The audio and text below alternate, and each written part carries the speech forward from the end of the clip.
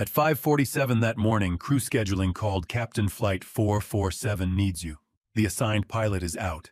I thought it was just another 12-hour flight to Dubai until I checked the passenger list. The first name made my chest tighten, my wife. Beside her was a man I had never seen in person, both tickets booked under my last name.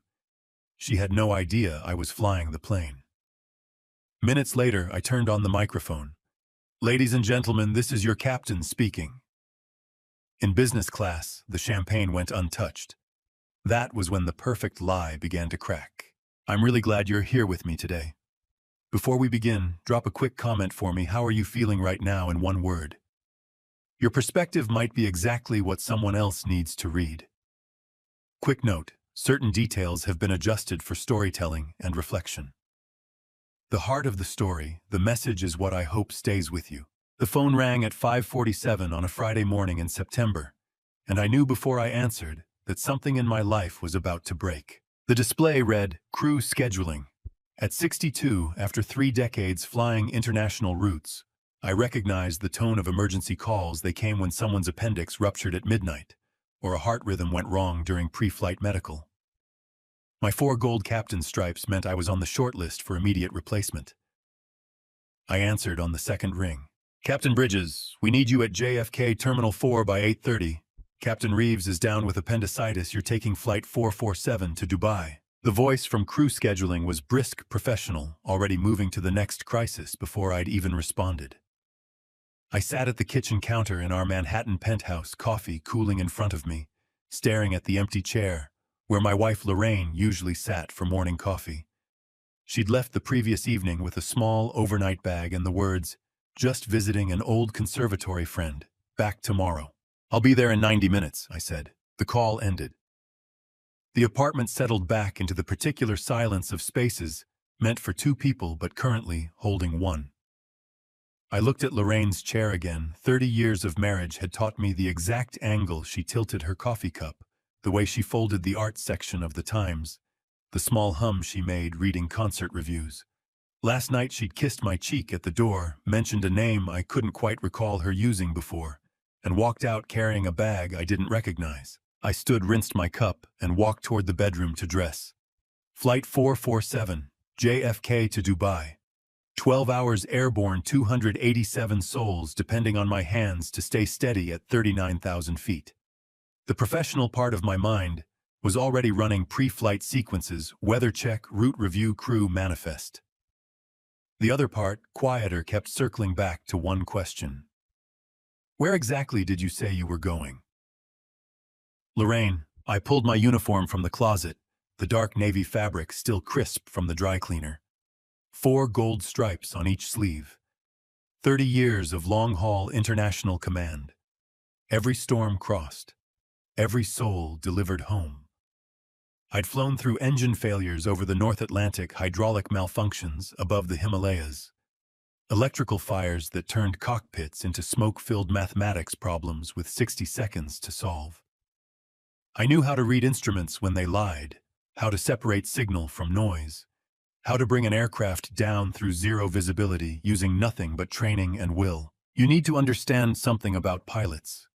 We're trained to separate the signal from the noise, the real warning from the phantom alarm. A caution light doesn't mean panic. It means assess, verify, respond. But that morning, adjusting my tie in the bedroom mirror, I felt something I hadn't felt in 3 decades of flying the formless dread that precedes understanding.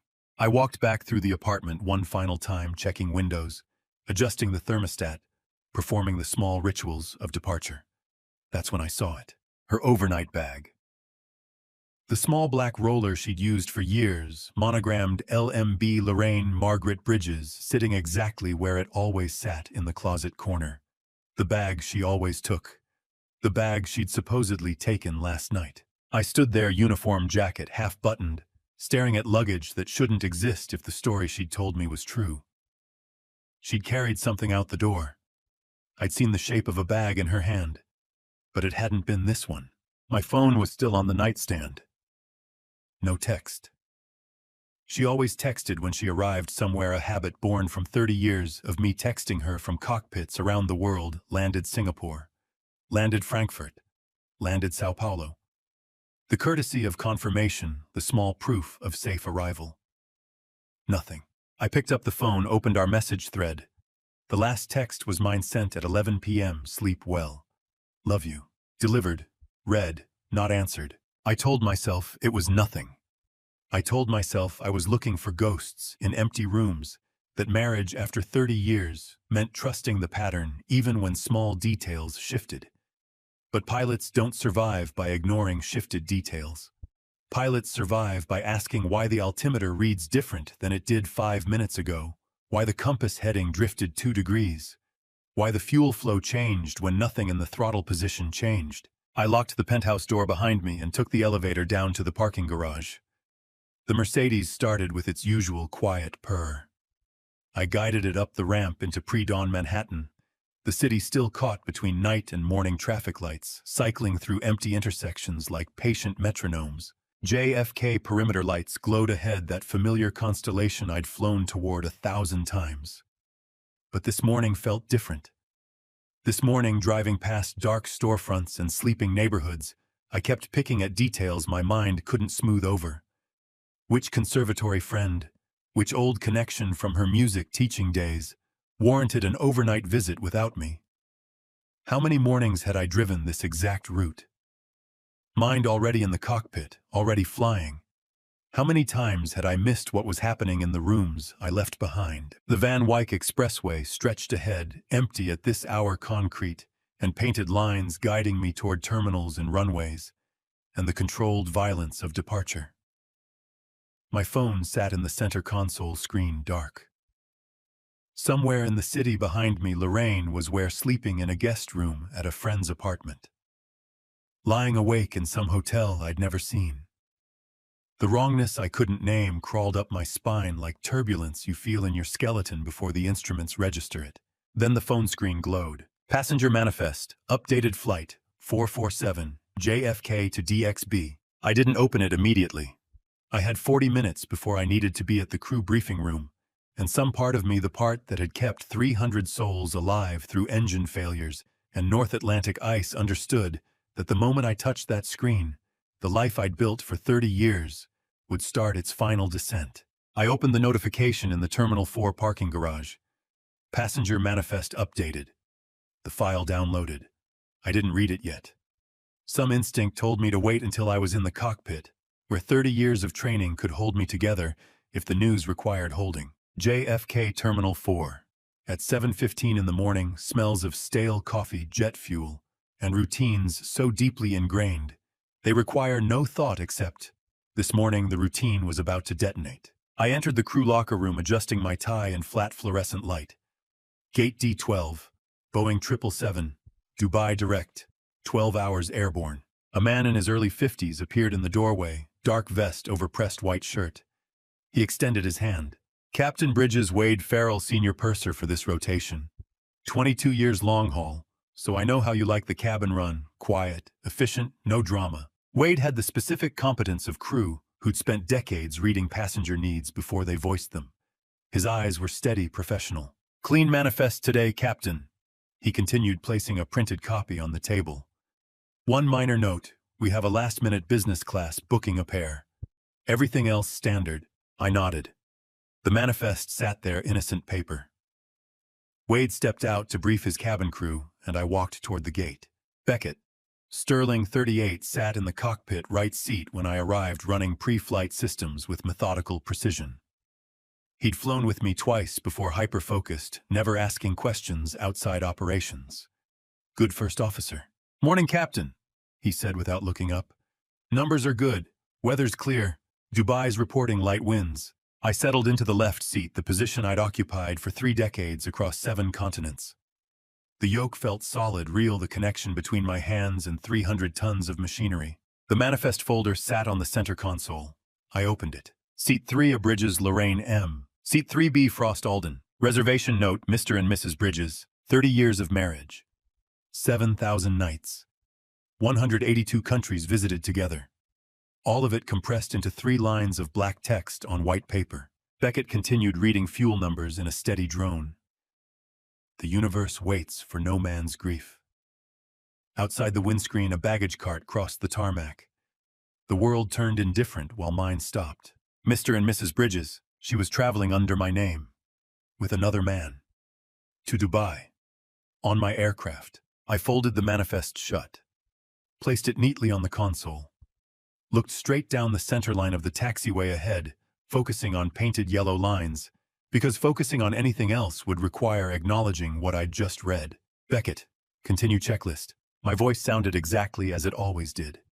Calm, measured, professional. 30 years of flying had taught me how to compartmentalize, how to put the engine fire in one box, the dying hydraulics in another. This went in a new box. A box I'd open later, after landing, after 12 hours, after I'd done the only job that mattered, bring everyone home safely. Wade appeared at the cockpit door 30 seconds later. His professional composure remained intact, but his eyes carried an urgent question. Captain, he said quietly, a word. I stepped into the galley area just beyond the cockpit door. Wade dropped his voice to barely above a whisper. Sir, I need to confirm something. The woman in 3AO. I saw the manifest. She's already ordered champagne. They both have. The reservation shows them as a couple. I wanted you to know before we push back. There are moments on the flight deck where the universe narrows to two distinct tracks, the job you are bound to perform and the collapse you refuse to permit. I stood at that intersection, staring at a man who'd just handed me confirmation that my 30-year marriage had boarded my aircraft with another man's hand on her waist. Document the manifest exactly as issued. I said, my voice flat as an operations checklist. Photograph the reservation entry. Preserve the champagne receipt. If she asks for me, the captain is unavailable during flight operations. Understood. Wade's eyes held steady. He understood. Not the full story, he couldn't possibly, but he understood that whatever was unfolding in Seat 3A required precision documentation and absolute professional protocol. Understood, Captain. He disappeared back into the cabin.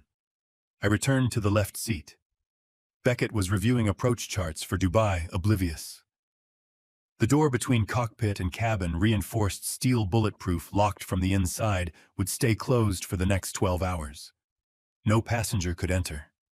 No one could reach me, including her. I keyed the PA system. The microphone clicked live. Ladies and gentlemen, this is your captain speaking. Welcome aboard Flight 447 to Dubai.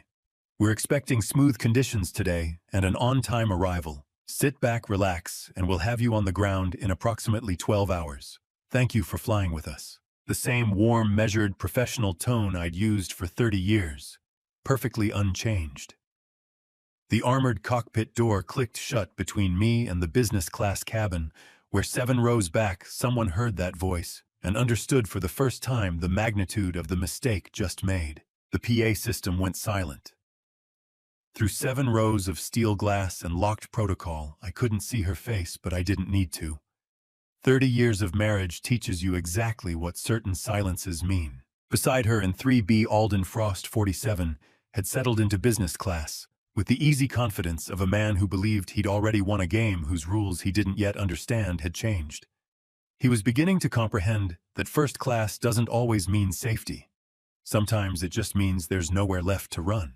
At 8,000 feet, the engines settled into their cruise rhythm, a sound I'd trusted for 30 years, the only sound in my life that had never once lied to me. The aircraft pushed through scattered clouds, climbing steadily toward our assigned altitude of 39,000 feet. New York fell away below Manhattan's grid, shrinking to toy dimensions, the Hudson River. A silver thread, the Atlantic stretching ahead like an answer I wasn't ready to hear. Beckett worked through the after-takeoff checklist with mechanical precision, calling out items I confirmed without thinking. Gear up. Flaps retracted. Climb power set. The cockpit settled into the particular quiet of a flight deck in controlled ascent, where everything functions exactly as designed, and the only variable is the humans inside. The interphone chimed. Wade's voice came through the small speaker mounted beside my left ear, professional, but carrying an edge. I recognized the tone of someone who'd found something they wished they hadn't. Captain, the champagne service in business class. I need to confirm a detail. I pressed the talk button. Go ahead. The charge was processed using an airline employee credit card, ending in 7731. That's flagged in our system as crew-issued corporate. 7731. I knew that number the way I knew my aircraft type, rating, my employee ID, my home address. I'd memorized it the day I handed the card to Lorraine, exactly 1 year ago, standing in our kitchen, after a particularly brutal 3-week rotation through Asia that had left me exhausted and guilty for missing her birthday. I gave her that card a year ago, I said, quietly aware that Beckett was 3 feet away, pretending not to listen. For emergencies. Medical crisis, urgent travel, true emergency only. Wade's silence on the other end lasted 3 seconds too long. Understood, Captain. The charge was for 2 bottles of Dom Perignon, $197. I looked out the windscreen at clean sky at the horizon line, where blue met blue at the world, that continued turning, regardless of whether marriages held together or fell apart at altitude. She'd used my emergency lifeline, the card I'd given her, with explicit instructions that it represented absolute trust, the safety net, for when something went catastrophically wrong, to buy champagne for the man in seat 3B. The man whose name wasn't mine, but who was traveling under my identity. The man whose hand was probably resting on her knee right now, while they clinked crystal glasses and congratulated themselves on whatever they thought they were accomplishing. Thank you, Wade. Anything else? Yes, sir. One more item. He paused. She's carrying a small, dark blue leather notebook. It was visible when she opened her purse. I recognize airline crew personal items. We all carry notebooks, logbooks, things like that. But this one looked significant. Dark blue leather. I closed my eyes for exactly half a second, then opened them and returned my gaze to the instruments. Because looking at altitude indicators and fuel flow was safer than looking at the memory now assembling itself with brutal clarity. 5 years ago, our 25th wedding anniversary. I'd been in Singapore when the date arrived, unable to be home, hating myself for it. I'd found a leather goods shop in Orchard Road and spent 2 hours selecting the exact shade of blue she loved. Midnight blue, she called it, the color of concert hall curtains. I'd had it shipped to New York with a card tucked inside the front cover, my handwriting careful and deliberate. Write down every city I fly to, so I am never truly far from you. 25 years. Here's to 25 more. 25 years ago, I wrote those words in fresh ink, believing I was building a bridge across distance. I didn't know I was handing her the blueprint for dismantling everything we'd built. Wade, I said, voice steady as a runway heading. Did you see what was written inside? Briefly, Captain. When she left it open on the tray table, the last page had handwritten text. Numbers. Looked like international bank routing codes. And a name, Emirates NBD. Dubai. The aircraft climbed through 12,000 feet. The engines didn't care about international wire transfers or offshore accounts, or the fact that the romantic gift I'd inscribed with promises was now carrying operational details for financial fraud. The aircraft cared about thrust, drag lift, and weight. 4 forces in perfect balance. Everything else was just human failure. I'd given her 2 things out of love. The emergency card, absolute trust in case she ever needed rescue. The anniversary journal, a token meant to keep me symbolically close during long flights to fill the distance with shared geography. She'd converted both into instruments of theft. The card wasn't for emergencies. It was for funding. Whatever this was, the trips, the hotels, the champagne that tasted like 30 years of marriage dissolving in crystal flutes. The journal wasn't recording cities I'd flown to. It was recording the coordinates for cash transfer, the final operational details needed to move money I'd earned crossing oceans into accounts I'd never see. You need to understand something about long-haul pilots. We're trained to compartmentalize. Fire in the cargo hold. Compartmentalize. Engine failure over the Atlantic. Compartmentalize.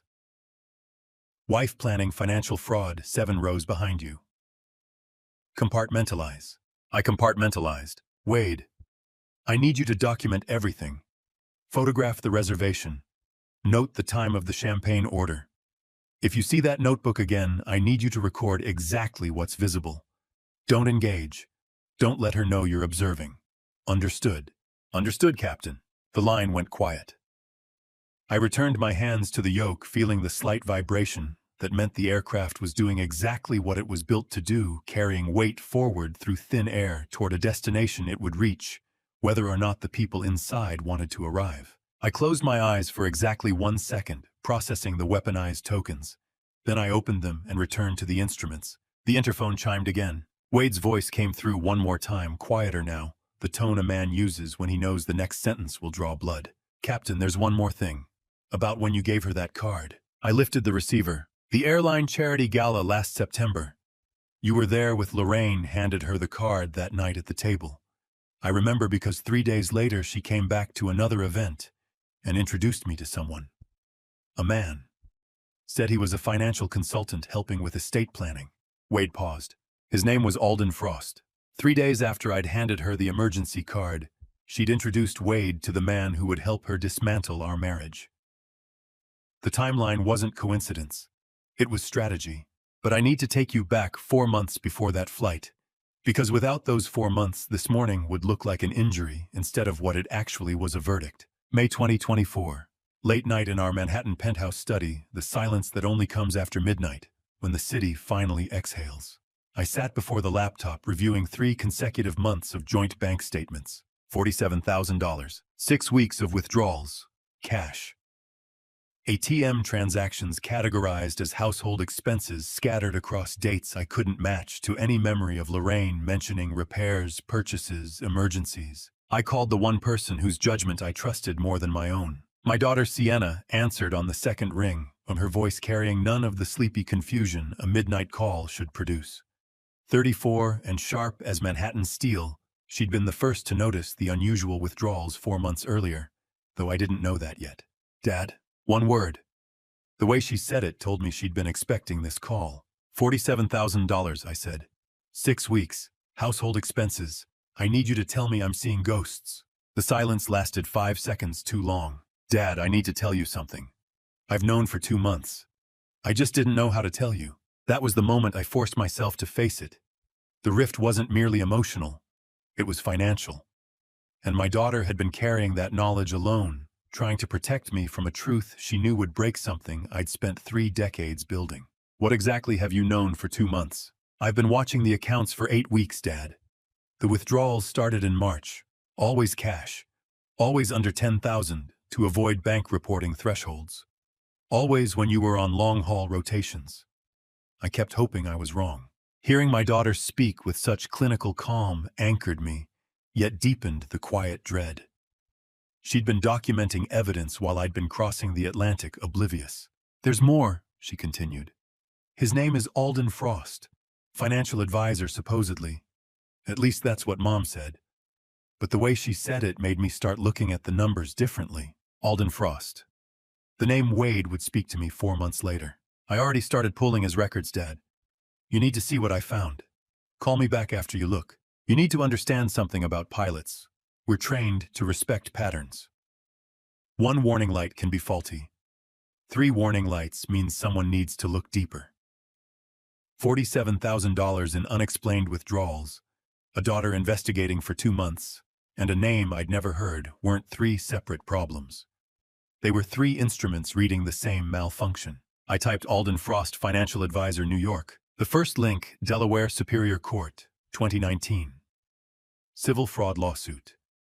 Misrepresentation, asset concealment, breach of fiduciary duty, settlement sealed. The second, a polished LinkedIn profile listing corporate positions at firms I recognized, but couldn't verify when I clicked through. Impressive credentials that dissolved under scrutiny. The third, a consumer protection forum where people go when the legal system has failed them.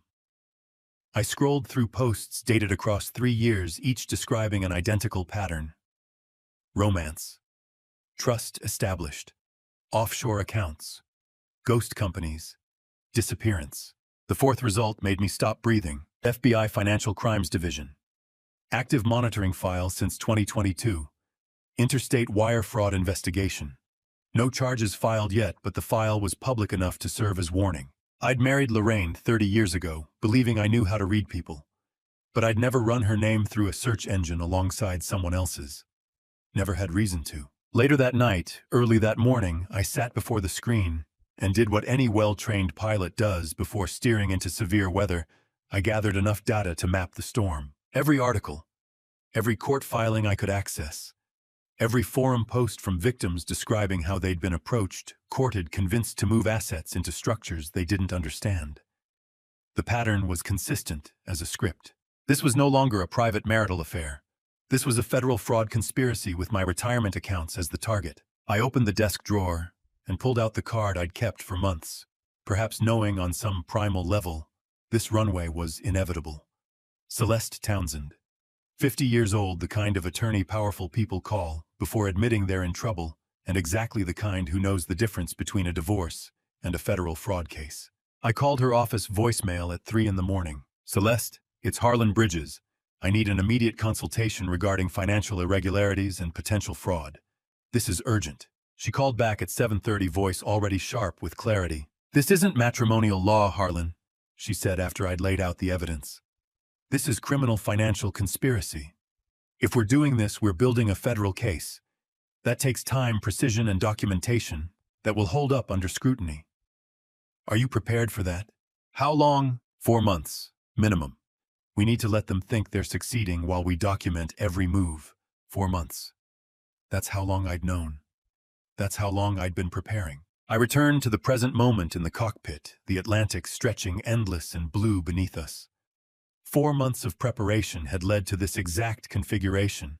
My wife and her co-conspirator trapped at 35,000 feet, with nowhere to run, while I held every operational control, including the one piece of evidence Celeste said we needed most, the thing Wade was about to hand me next. As the aircraft cleared Newfoundland, a secure operational frequency that most passengers never know exists began to chime in my headset, and I picked up the receiver, knowing that whatever came next would be measured in evidence, not apologies. The JFK corporate security manager's voice came through the encrypted channel, with the careful, professional tone of someone delivering information they know will detonate a life. "Captain Bridges, this is Harvey Brennan, JFK Corporate Security.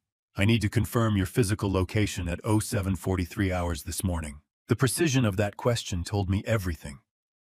Security managers don't ask about your location unless someone claims you were somewhere you weren't, or someone was somewhere using credentials that belong to you. I was confirmed inside the crew briefing room at Terminal 4 at 07:43, I said. "Pre-flight brief for Flight 447. Why?" A pause.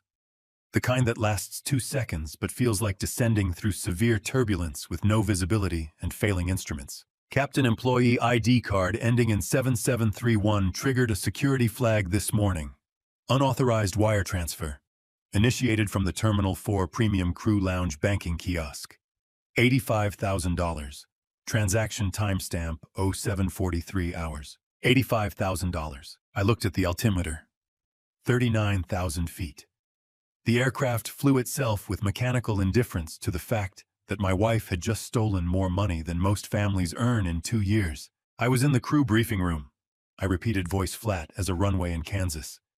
"That card was issued to my wife for domestic emergencies. She kept it." "Understood, Captain." "Then someone used your physical card and your 6-digit master PIN at that terminal. The withdrawal processed successfully. 17 minutes before your scheduled pushback. 17 minutes. I did the math with the cold precision of fuel calculations.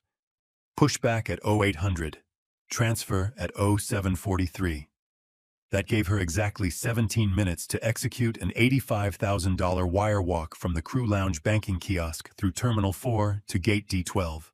Board my aircraft, settle into business class seat 3A, and order champagne. 17 minutes to strip a man clean and smile at him through 7 rows of pressurized aluminum. "The PIN," I said quietly. "How did she have the PIN?" "Sir, the card requires a 6-digit master PIN for withdrawals over $10,000. That's crew-specific security protocol. Only the cardholder and authorized designee should possess that information." I closed my eyes for exactly 2 seconds, then opened them and returned my gaze to the horizon line, where sky met ocean in a mathematically perfect division between up and down, right and wrong, before and after. She had the PIN because I'd given her the card to keep. For emergencies, medical crisis, urgent travel, the kind of trust you extend to someone after 30 years of marriage When you believe stupidly, it turns out that the word emergency means the same thing to both of you. $85,000. Transferred at 0743. I pushed back from the gate at 0800. Do the math. 17 minutes. That's how long it took her to move every dollar and walk to my airplane, with a man whose hand was probably on her waist while I was reviewing weather patterns and fuel loads. Captain Bridges, I need to ask directly, did you authorize this withdrawal? No. Did you provide your PIN to the individual who made the withdrawal? I provided the card and PIN to my wife for emergency use. Domestic emergencies, medical situations. I did not authorize an $85,000 cash withdrawal 17 minutes before an international flight. Another pause. I could hear Harvey typing, documenting every word I spoke, building the official record that would transform this from a private marital collapse into corporate theft and federal wire fraud. Understood, Captain. We're logging this as unauthorized use of crew credentials. The transaction is flagged. I'll need a formal statement upon your return, but for now, do you want us to alert the passenger? No. The word came out harder than I intended. Beckett glanced at me briefly, then returned his attention to the navigation display, pretending he hadn't heard. Do not alert the passenger, I continued, voice dropping back to operational monotone. Log the transaction with exact timestamp and ATM location. Preserve all digital footage. I will provide a sworn corporate statement immediately upon landing in Dubai.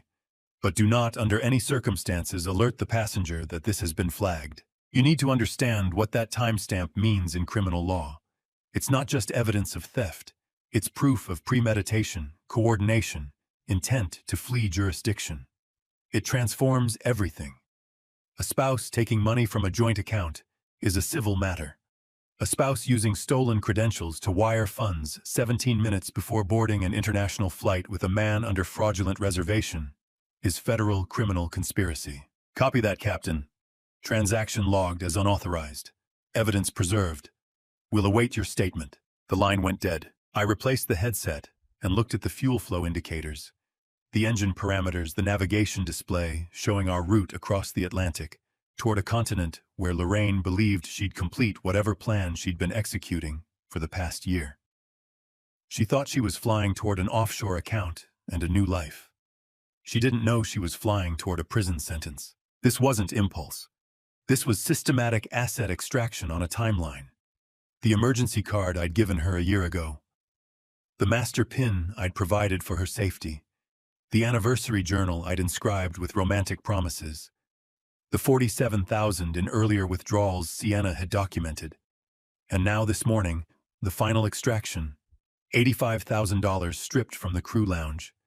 ATM while I sat 300 yards away, reviewing checklists, trusting that the woman I'd married 3 decades ago still understood the difference between emergency and theft. Celeste had told me 4 months ago we need time-stamped evidence of financial extraction with clear criminal intent.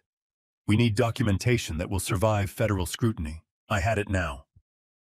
0743 hours. Terminal 4 Gate D12 Crew Lounge. $85,000.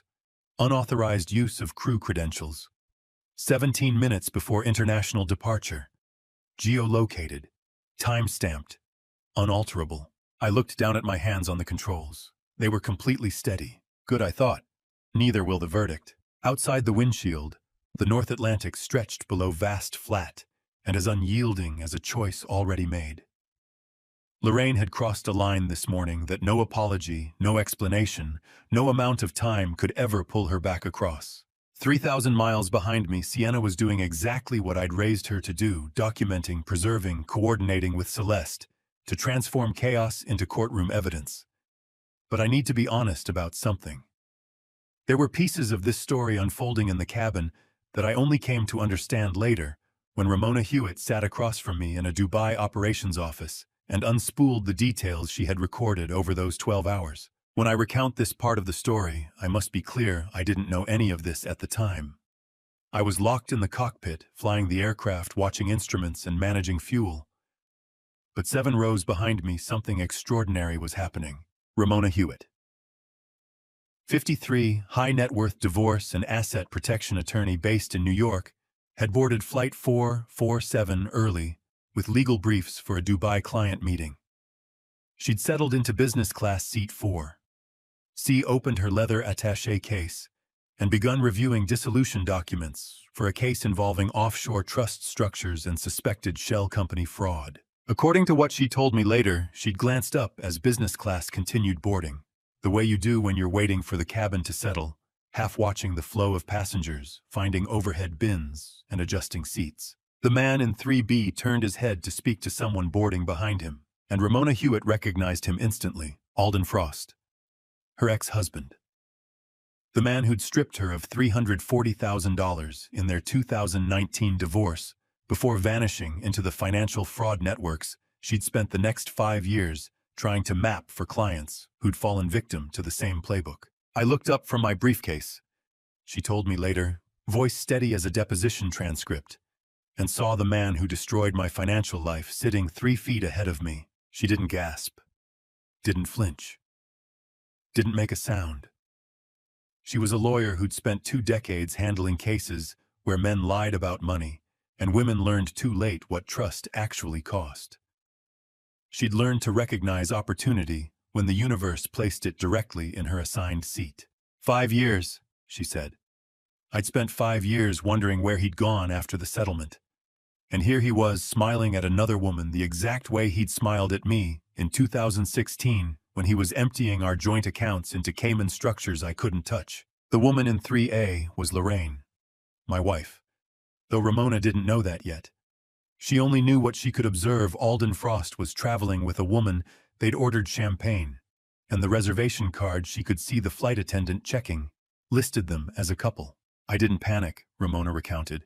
I didn't confront him. I opened my phone. She activated the standard voice recording app every smartphone carries, placed the device in her jacket breast pocket, with the microphone oriented toward row 3. And then she sat back and waited for Alden to speak himself into federal custody, the way she knew he would, because men like Alden Frost can't help explaining their own brilliance even when they should stay silent. As a divorce attorney specializing in high-net-worth fraud, Ramona knew New York's one-party consent law cold. She was an occupant of a shared acoustic environment. Her phone was her personal property in her own pocket. No hidden surveillance equipment. No secret recording devices.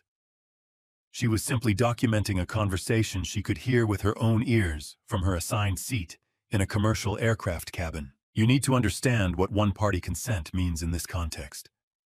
Ramona wasn't planting bugs or using hidden surveillance. She was sitting in her assigned seat with her own phone in her own pocket, recording a conversation she could hear naturally. Perfectly, completely, undeniably legal. The kind of evidence that survives every courtroom challenge because it was obtained without deception, coercion, or technical manipulation. I'd watched him destroy 3 women before me in divorce court, she told me. Saw the pattern, saw the playbook. Romance trust offshore coordination disappearance. This time he was going to record his own conviction. For the first 90 minutes of the flight, Ramona recounted the conversation in row 3 was carefully vague. Romantic pleasantries, travel excitement, champagne refills. The kind of talk that sounds innocent if you don't know what you're listening for. But Ramona knew what she was listening for. She'd spent 5 years deposing victims, reviewing financial records, mapping the linguistic patterns fraud artists use when they think they're safe. She knew that eventually Alden would shift from performance to operations, from romance to extraction, from pretending to planning. 3 hours into the flight it happened. Alden leaned closer to Lorraine and dropped his voice. Not whispering that would draw attention from nearby passengers. Just lowering his volume to the register people use when discussing details they don't want overheard by strangers. Ramona's microphone, positioned 6 inches from his shoulder, through the thin fabric of airline seat upholstery, captured the frequency clearly. The post-landing coordination sequence needs to execute within 48 hours of wheels down. Ramona would tell me later, when I heard that phrase coordination sequence, I knew he was running the exact same operation. Same vocabulary, same cadence, same predatory playbook. Not plan, not arrangement. Coordination sequence. Like military ops. That's the exact language he used on me in 2019 when he was explaining why I needed to sign documents I didn't understand. She didn't move, didn't react. Just sat in 4C with her legal briefs open on her tray table, appearing to any casual observer like a professional reviewing contracts, while her phone recorded the man who destroyed her financial life, explaining to another woman how he planned to execute the same systematic theft. I couldn't hear Lorraine's response over the engine hum, Ramona told me. But my phone caught his words perfectly. Every syllable, every pause, every operational detail. She recognized the pattern immediately. This wasn't romantic getaway. This was financial extraction protocol. The kind of language you use when you've done this before.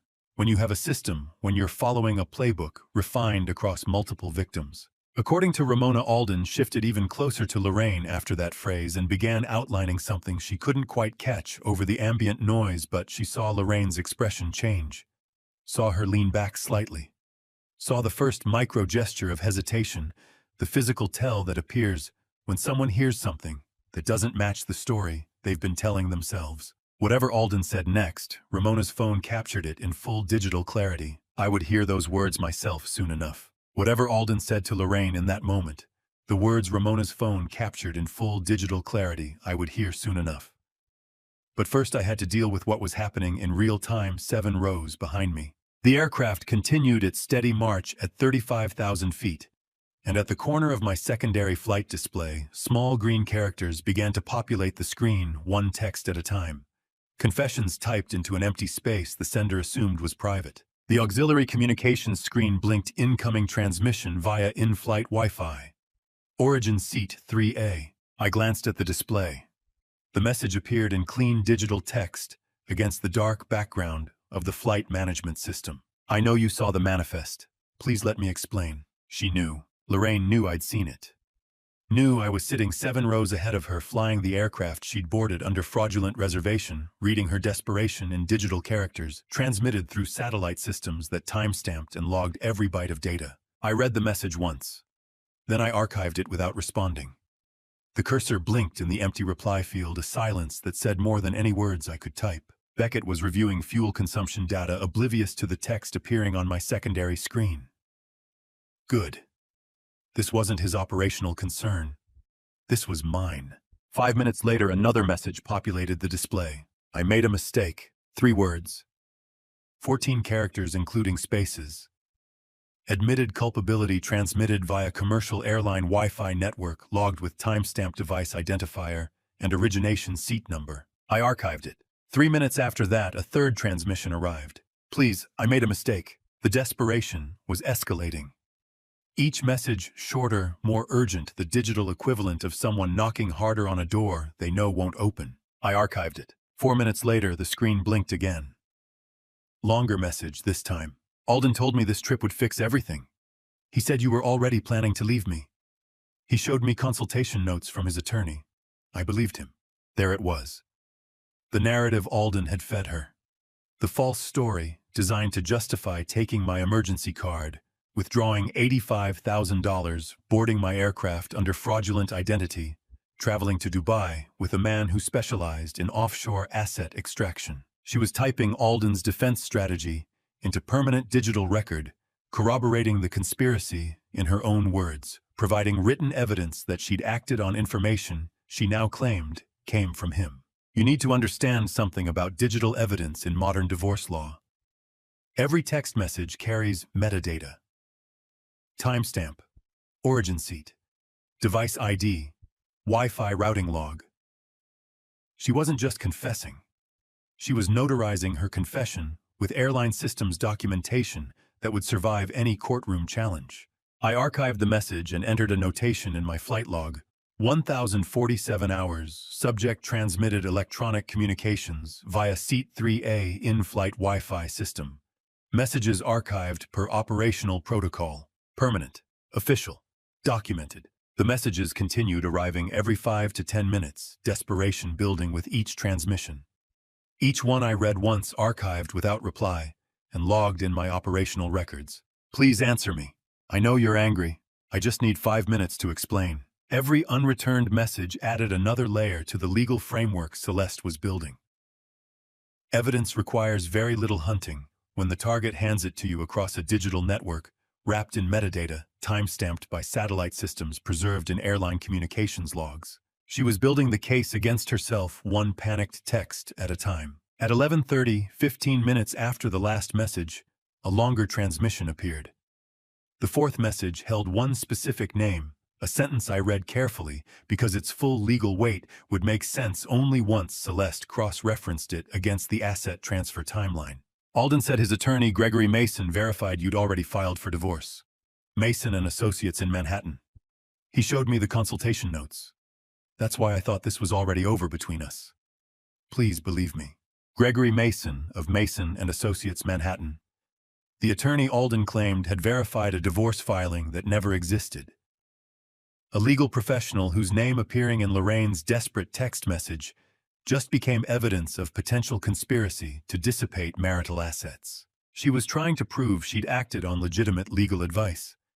Instead, she just exposed that the conspiracy extended beyond her and Alden, that a licensed attorney may have provided professional cover for asset extraction based on fabricated divorce documentation. The conspiracy was expanding, and every participant was being documented in real time through messages sent from Seat 3A at 35,000 feet over the North Atlantic. I saved the complete message thread, including all metadata timestamps, device identifiers, seat origin markers, Wi-Fi routing logs.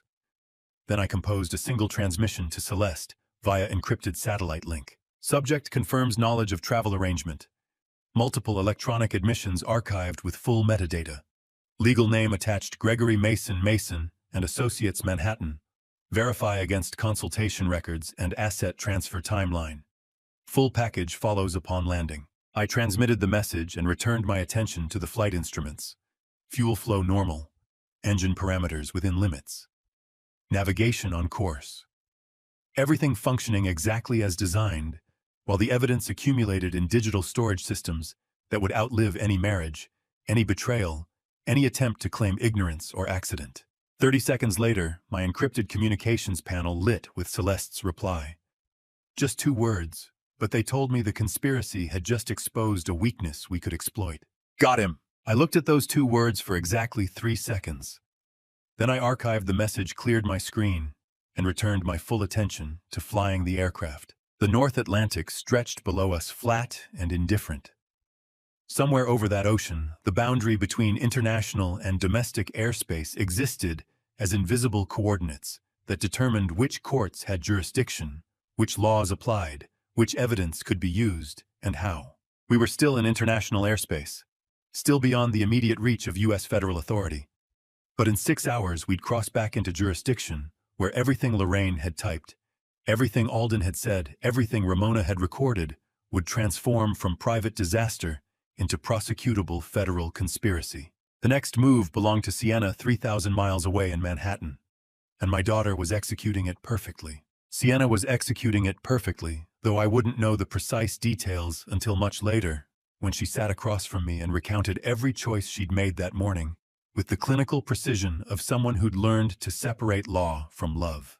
While I was maintaining heading over the open Atlantic, my daughter was sitting in her Upper West Side apartment, with her laptop and phone performing an investigation no father ever wants his child to handle, yet one no father could witness without profound pride. At 11:03, Sienna's phone lit with an incoming text. The sender was listed simply as Mom. You need to text your father for me. He won't answer his system. Sienna told me later that she stared at that message for exactly 10 seconds. Not because she didn't understand it, because she understood it perfectly. Lorraine was trying to route around my silence through our daughter, desperate for any communication channel that might reach me through the locked cockpit door and the deliberate void where my responses should have been. Sienna had a choice in that moment. Be the daughter who protects her mother, or be the attorney who protects her father. I looked at that message for 10 seconds, she told me later, voice steady as courtroom testimony. Attorney 1, daughter lost.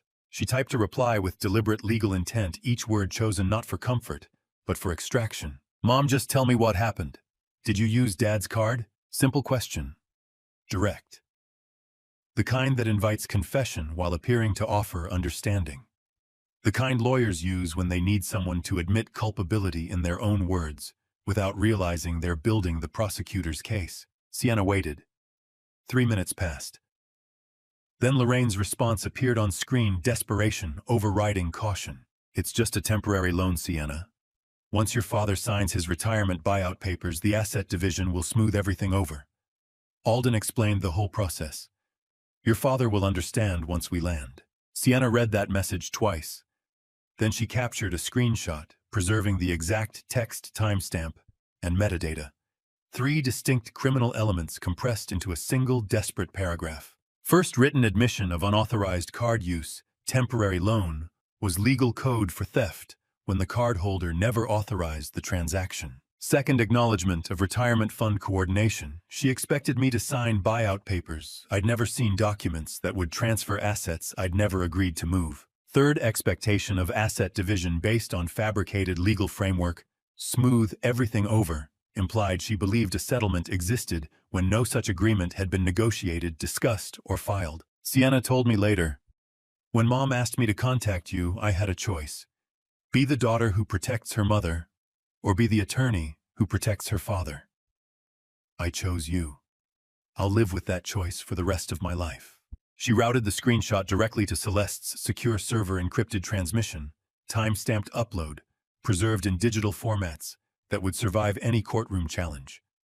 Then she composed a brief message to me via satellite link. Dad, got it. Sending to Celeste now. I received that transmission at 11:08 while reviewing fuel consumption data over the mid-Atlantic.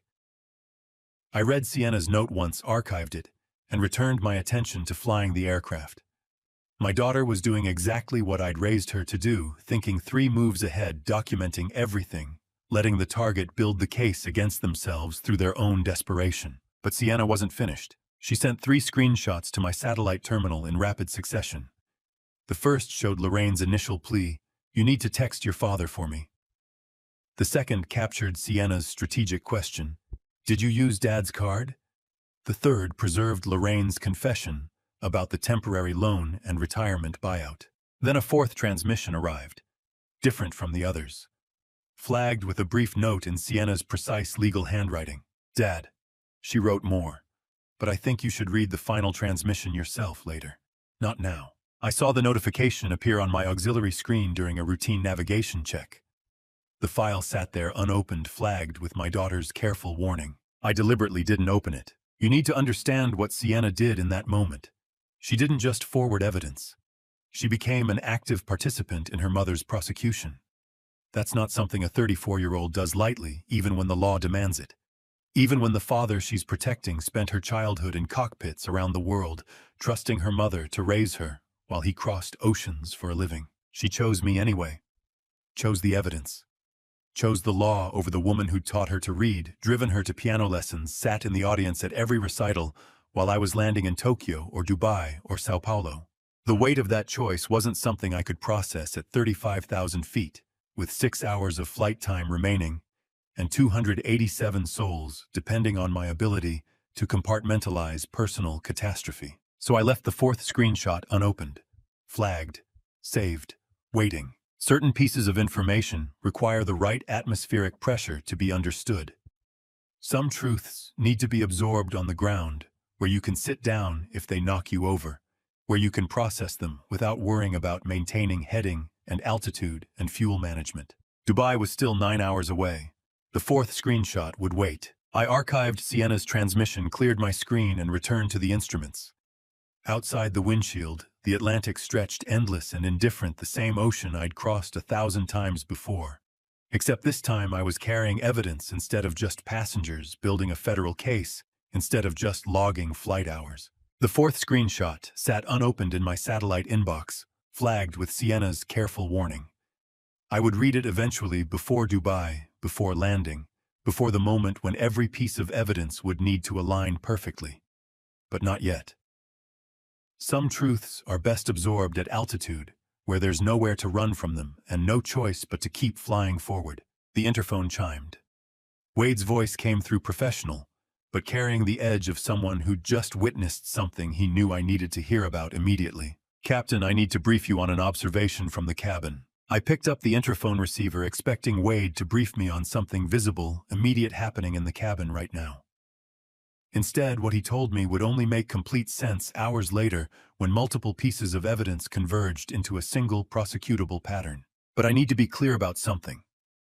There are elements of this sequence that occurred in total shadow to me at the time, elements that only materialized when Ramona Hewitt placed a small black recording device in my palm hours later in Dubai and said, "Listen to this from the beginning." What I'm about to tell you happened at 11:30 that morning, 3 hours into the flight in business class.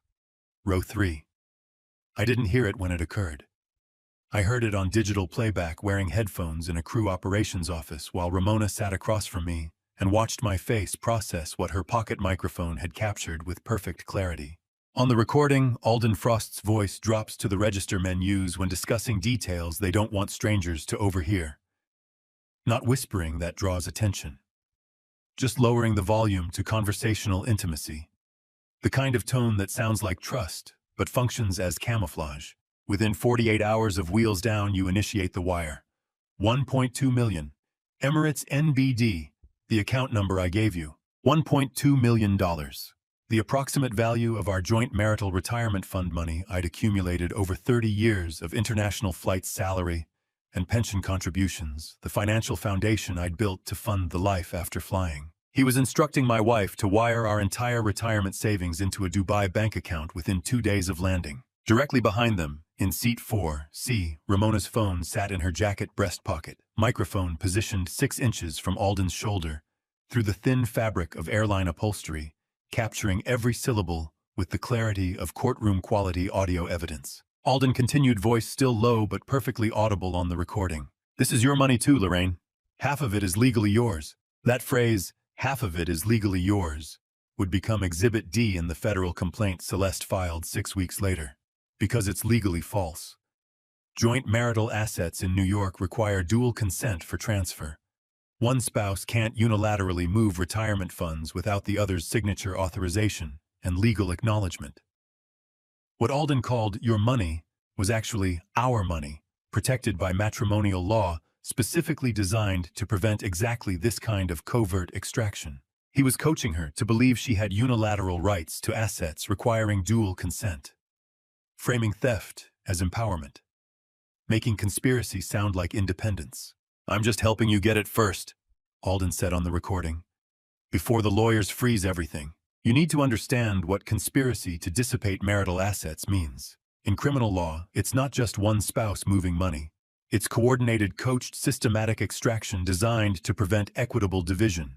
And Ramona's recording captured the entire coaching session when complete with timeline, dollar amount, bank name, and the legally false assertion that Lorraine had independent authority to transfer funds she demonstrably did not control alone. On the recording, I could hear the ambient engine hum, the distant sound of a flight attendant's voice 3 rows forward, the specific acoustic signature of a Boeing 777 cruising at altitude.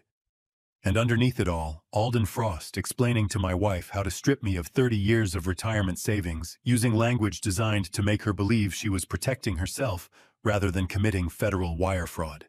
"Your name is on the account," he said. "You have every right.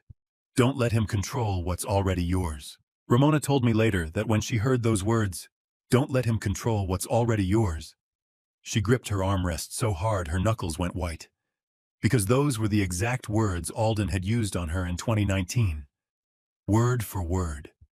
Like reading from a script he'd memorized and deployed across multiple victims with the precision of someone who'd refined the playbook through repetition. Listening to the recording hours later, I heard what Ramona had recognized immediately identical operational pattern. Same vocabulary. Same psychological manipulation. Same timeline pressure.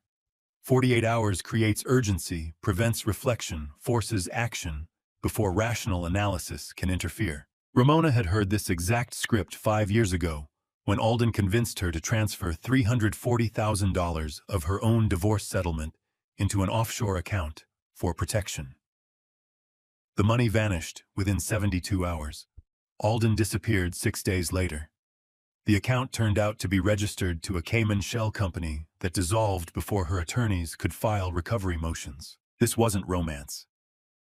This was systematized financial predation, with a recycled playbook deployed against women he identified as vulnerable, isolated, and convinced their marriages were already over. Later, when I asked Ramona how she sat there listening to him run the same operation on another woman, she said, "Because this time I had the record button. This time he was going to convict himself." On the recording, Alden added one more detail, voice confident, as someone explaining something he believed was already decided. Once the transfer completes, we're protected. The account is structured so New York courts can't touch it. Dubai doesn't have reciprocal enforcement agreements for U.S. domestic financial disputes. We're safe, legally sophisticated, operationally precise. Exactly the kind of statement that proves criminal intent rather than accidental misunderstanding. Ramona told me, when I heard 48 hours, I knew. That's his operational window. Not 40, not 72. Always 48. He used that exact timeline on me. It's long enough to seem reasonable, but short enough to prevent the target from seeking independent legal advice. The recording continued for another 30 seconds. I could hear Lorraine's breathing, the slight rustle of fabric, as she shifted in her seat. Then she asked Alden a single quiet question over the engine hum. I won't tell you what she asked, not yet. Because that question, and the way Alden answered it, would become the exact moment Celeste said transformed this from financial fraud into something the FBI had been waiting 5 years to prosecute. But I needed to hear it in sequence with all the other pieces in place.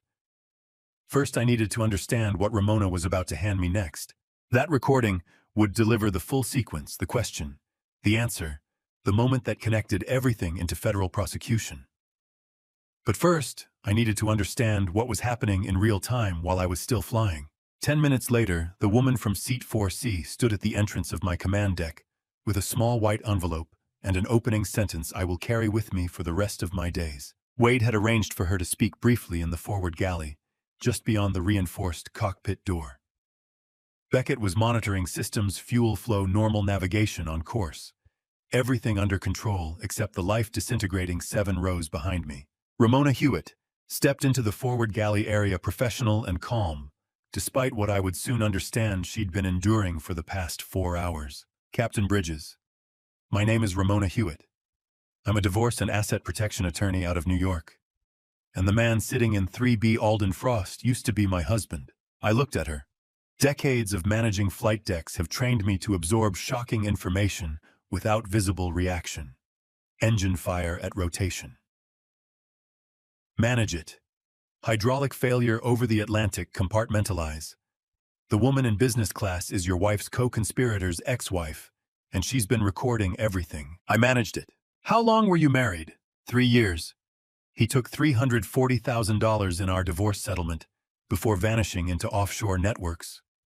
I spent the next 5 years trying to map.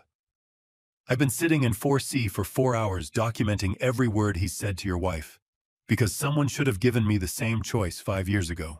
She set a white envelope on the center console between the throttle quadrant and the navigation display. Everything's in there. Audio file. Legal quality. New York is one-party consent. I'm a participant in the shared acoustic space. This will survive any courtroom challenge. I picked up the envelope. Inside a small USB drive and a handwritten note with timestamp seat numbers and the phrase, Dubai coordination sequence, verbal confirmation of wire transfer intent.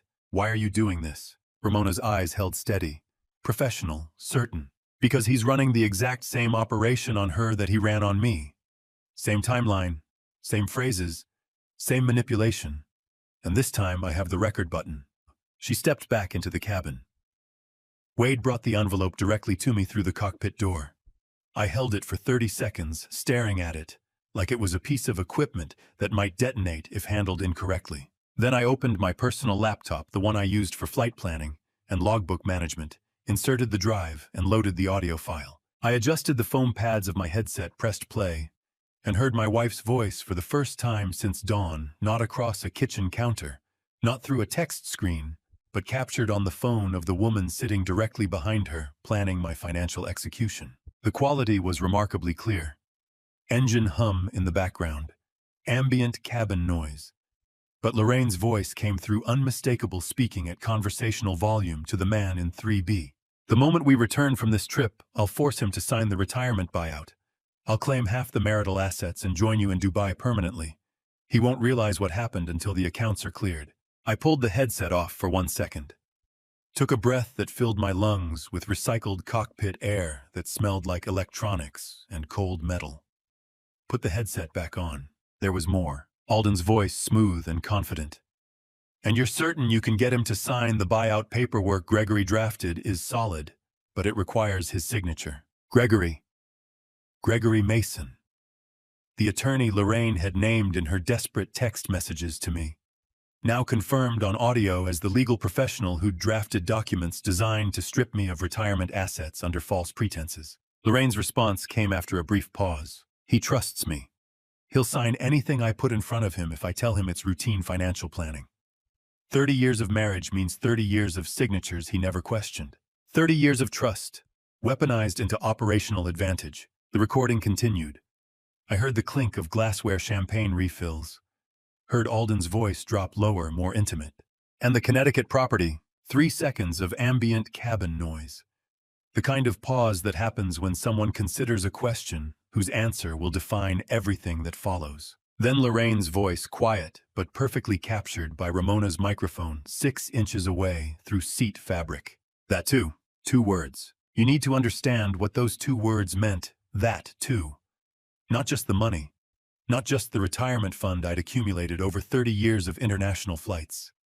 But the house. The land. The quiet Connecticut mornings. The place where I'd imagined spending my final years watching frost melt off hills and reading flight logs in a study overlooking maple trees I'd planted with my own hands. She wanted everything, not half, everything. This wasn't marital dispute. This was engineered financial obliteration coordinated between my wife, a serial fraud artist, and a legal professional who drafted paperwork designed to look legitimate while functioning as theft. I sat there with the headset in my hand. The recording paused, staring at the fuel flow indicators because looking at anything else would require processing emotions I couldn't afford to feel, while responsible for 287 lives at 35,000 feet. The conspiracy had been legally advised, systematically planned. 30 years of devotion entirely recontextualized as operational vulnerability exploited by people who'd studied my patterns long enough to know exactly which signatures I'd provide without scrutiny. I checked the chronometer. Dubai was 9 hours away. 9 hours until wheels touched ground, and every participant in this conspiracy would be within reach of law enforcement Celeste had been coordinating with for 4 months. But 9 hours was also enough time if I initiated the countermove now. I picked up the satellite phone and dialed Celeste Townsend's direct line. She answered on the first ring, voice sharp with the awareness that captains don't make satellite calls mid-flight unless the situation demands immediate legal intervention. Celeste, I have audio confirmation. Wire transfer intent. Dubai coordination. Connecticut property specifically named, and the attorney who drafted the buyout paperwork. I'm sending you the file now. I heard her keyboard already clicking before I finished the sentence. Uploading emergency TRO petition as we speak. How long until you land? 9 hours. That's enough. I'll have every joint account frozen before you touch down. Celeste moved faster than I'd ever seen an attorney move in my life. And I'd seen a lot of attorneys over 30 years of contract negotiations, union disputes, and corporate legal frameworks. I initiated the satellite link to Celeste Townsend at exactly 1:30 p.m. New York time midnight, according to my internal body clock, though neither of us gave a single thought to the hour. She picked up on the first ring. No greeting, no pleasantries. Just the voice of someone who'd been waiting for this call and had already started drafting documents before the phone rang. Tell me what you have. I laid it out in 4 minutes, voice flat, as a pre-flight briefing. Manifest booking showing Mr. and Mrs. Bridges for seats occupied by my wife and another man. $85,000 wire transfer 17 minutes before pushback using my crew card and master PIN. Text message confessions to Sienna, admitting unauthorized use and referencing retirement buyout coordination. 2-hour audio recording from passenger in 4C capturing detailed wire transfer instructions and Connecticut property discussion. Celeste cut in before I finished the last item. This is no longer matrimonial dispute, Harlan. This is criminal financial conspiracy requiring federal-level emergency response. I heard her keyboard clicking in the background. She was already typing. I'm drafting emergency asset preservation order immediately. We will have ex parte TRO active on every joint marital account within 3 to 4 hours. Connecticut house frozen. Brokerage accounts frozen. His shell entities flagged directly with FINRA and SEC. 3 to 4 hours. That meant the legal perimeter would close while I was still over the Atlantic. Before Lorraine knew what was happening. Before Alden realized the trap had already sprung. FBI, I asked, already on my list. Financial Crimes Division has had Alden Frost on active monitoring since 2022. This audio recording provides the actionable trigger they need to elevate from surveillance to intervention. I'll coordinate directly with their Dubai legal attaché.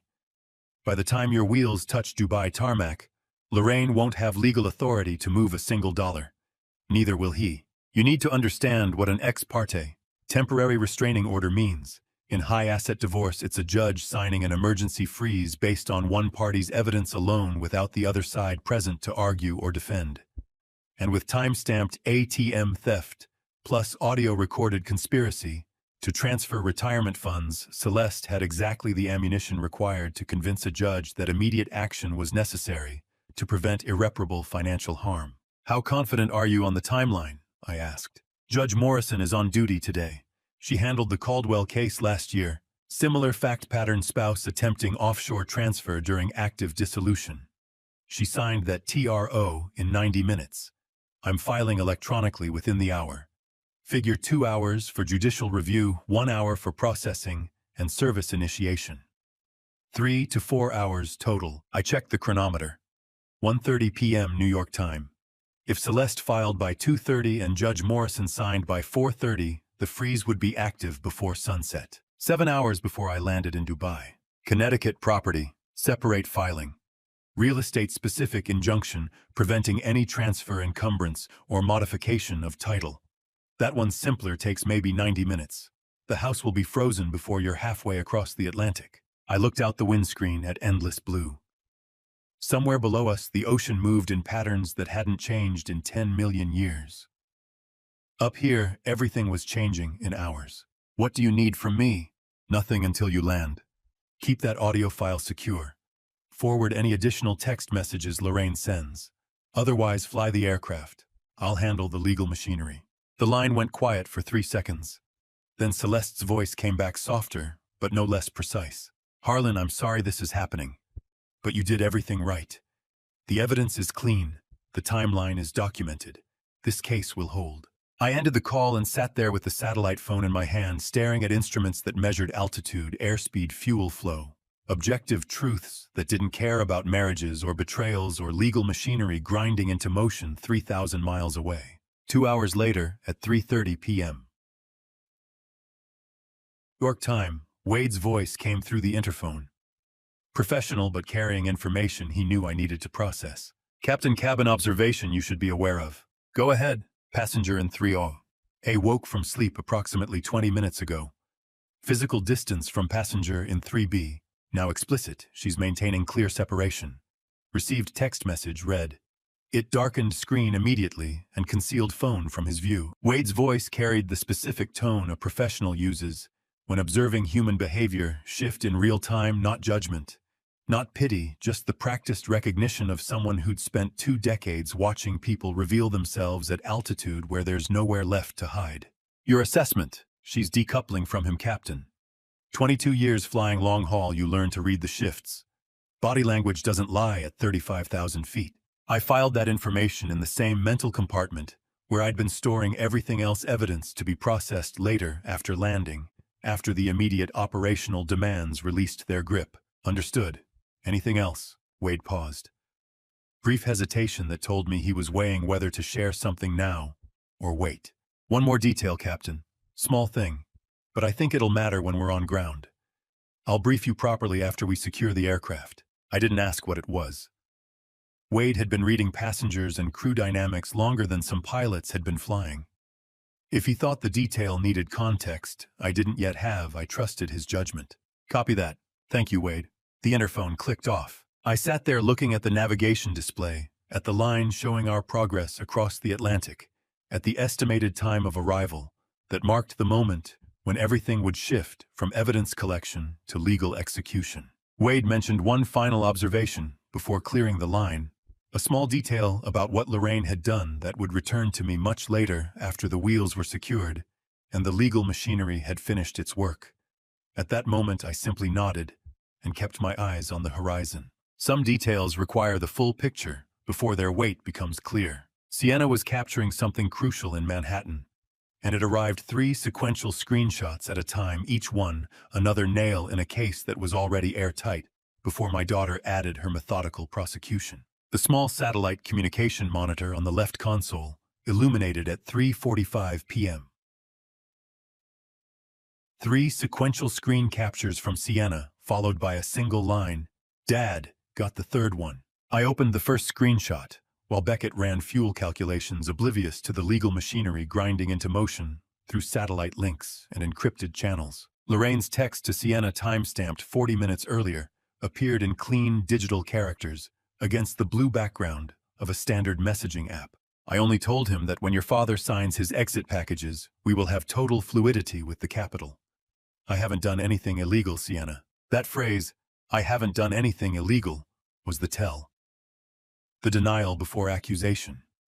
The defensive statement that appears when someone knows exactly what they're doing and needs to convince themselves otherwise before anyone else asks the question. Legally, it's called consciousness of guilt. When you proclaim innocence before being charged, you're admitting you understand the action could be interpreted as criminal. It transforms everything that follows, from innocent explanation into knowing admission. I saved the screenshot with formal timestamp notation. Subject confirms coordination of capital access contingent on retirement fund transfer. Denial of illegality indicates awareness of criminal exposure. The second screenshot showed Sienna's strategic follow-up, playing the role of confused daughter while functioning as skilled prosecutor. Mom, what about the $85,000 from the banking kiosk transfer Dad's card? Direct, simple, impossible to deflect without either lying or admitting. The third screenshot contained Lorraine's response, arriving 2 minutes after Sienna's question, long enough to consider her words, short enough to show she wasn't consulting anyone else. That was simply a bridge loan, Sienna. Temporary liquidity until the asset division processes. Your father will be compensated fairly through the settlement.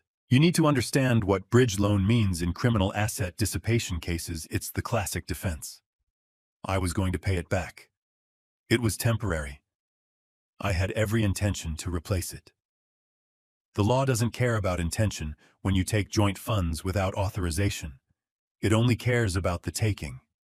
And Lorraine had just provided written confirmation of exactly that unauthorized taking, with expectation of later settlement rather than prior consent. I forwarded all 3 screenshots to Celeste via encrypted satellite transmission with a 2-word subject line, written admissions. Her response arrived 90 seconds later, voice-to-text transmission that appeared as clean text on my auxiliary display.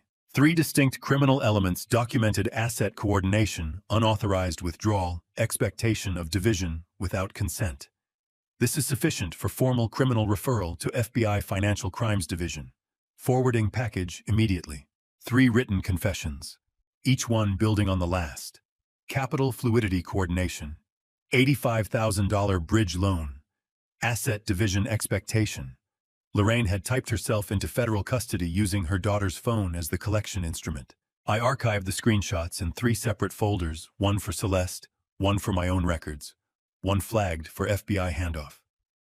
Then I returned my attention to the flight instruments, because fuel flow and navigation don't pause for marital dissolution, even when that dissolution is being documented in real time across satellite links at 35,000 feet. Beckett called out a minor heading adjustment.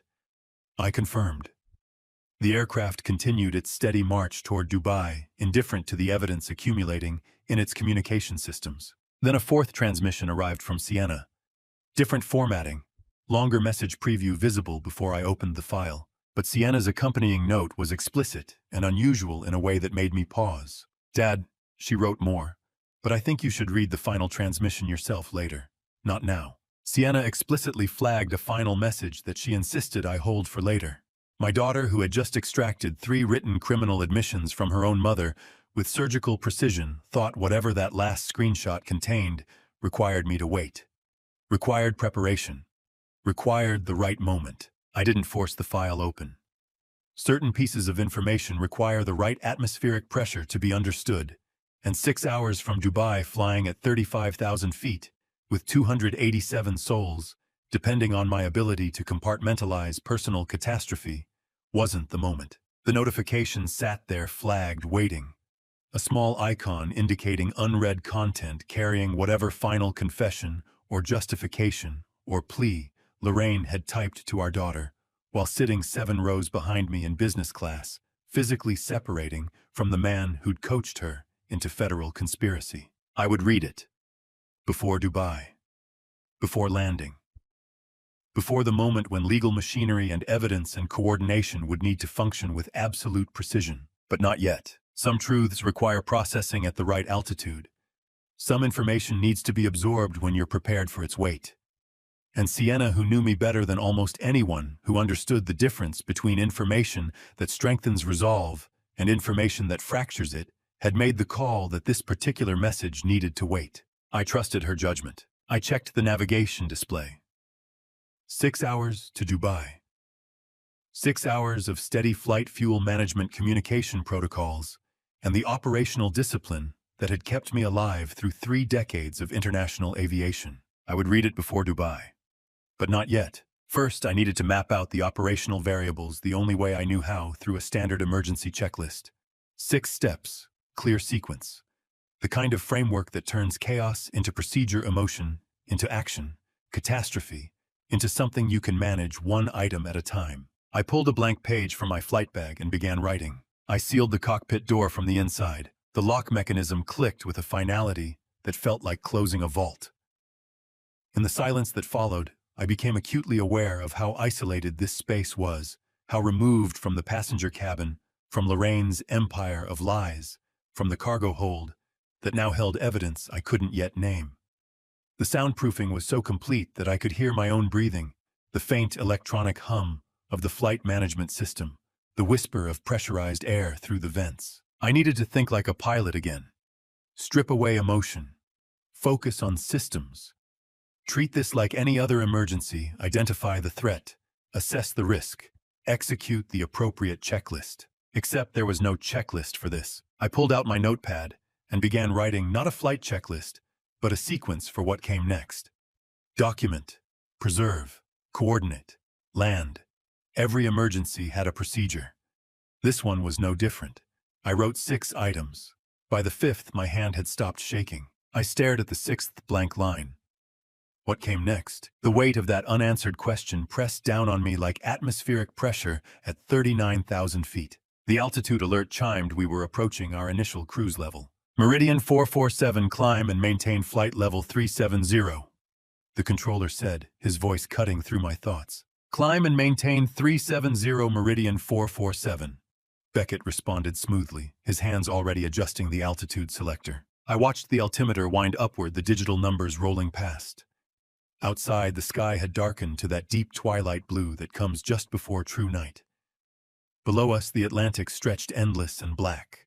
The memory hit me without warning. Lorraine in the delivery room 19 years ago. Not the sanitized version I'd replayed 1,000 times, but the raw truth of it. She'd gripped my hand so hard I thought bones would break, her face twisted with effort and pain, her hair plastered to her forehead with sweat. The overhead lights had been brutally bright, clinical, and I'd thought in that moment, this is what strength looks like. But I'd misidentified the strength. What I'd witnessed wasn't the courage to bring life into the world, or not only that. It was the determination to anchor me, to create a chain I couldn't break. She'd been losing me even then, felt me pulling away toward a career that would take me into skies she couldn't control, into cockpits where she had no access, no influence. The baby Sienna had been her countermove, and it had worked. For 19 years, it had worked perfectly. I'd stayed. I'd compromised. I'd chosen routes that brought me home more often, turned down international positions that would have meant longer absences. I'd structured my entire career around being present for a daughter who now barely spoke to me, and a wife who'd used that daughter as leverage. The ACARS message printer chattered, snapping me back to the present. A routine position report, nothing more. But it reminded me of something crucial, something I'd almost lost in the emotional turbulence of the past hour. I was still a pilot. Still the pilot in command of this aircraft. Everything else, Lorraine's schemes, the cargo, my crumbling marriage, even my daughter's college fund, all of it was secondary to one fundamental truth. Primary objective: complete this flight safely. 287 people were breathing recycled air 39,000 feet above the Atlantic, trusting that I would get them to Dubai. They didn't know about the $85,000. They didn't know about the suspicions gnawing at my gut. They didn't know about the marriage disintegrating in real time, or the cargo that might be evidence of something criminal. They knew only that a captain sat in this seat, and that captain's job was to fly the aircraft. So that's what I would do. I would fly the aircraft. I would monitor the systems. I would maintain the pretense of normalcy with my crew. And I would make no decisions, not about Lorraine, not about the cargo, not about anything beyond aviation, until this aircraft was safely on the ground at Heathrow. Then and only then would I deal with the rest. "Harlan," Beckett said, breaking the silence. "You seem pretty focused over there." I glanced at him. In the instrument lights, his expression was neutral, professional. Did he suspect something was wrong? Could he sense the tension radiating from my side of the cockpit? "Just making some notes," I said, keeping my voice level. "Standard procedures." He nodded and returned his attention to the navigation display, apparently satisfied. I looked back at my notepad at that blank sixth line on my emergency checklist. I knew what to write there now. Not a procedure or a step, but a commitment. "Remember, you are the pilot. Fly the aircraft.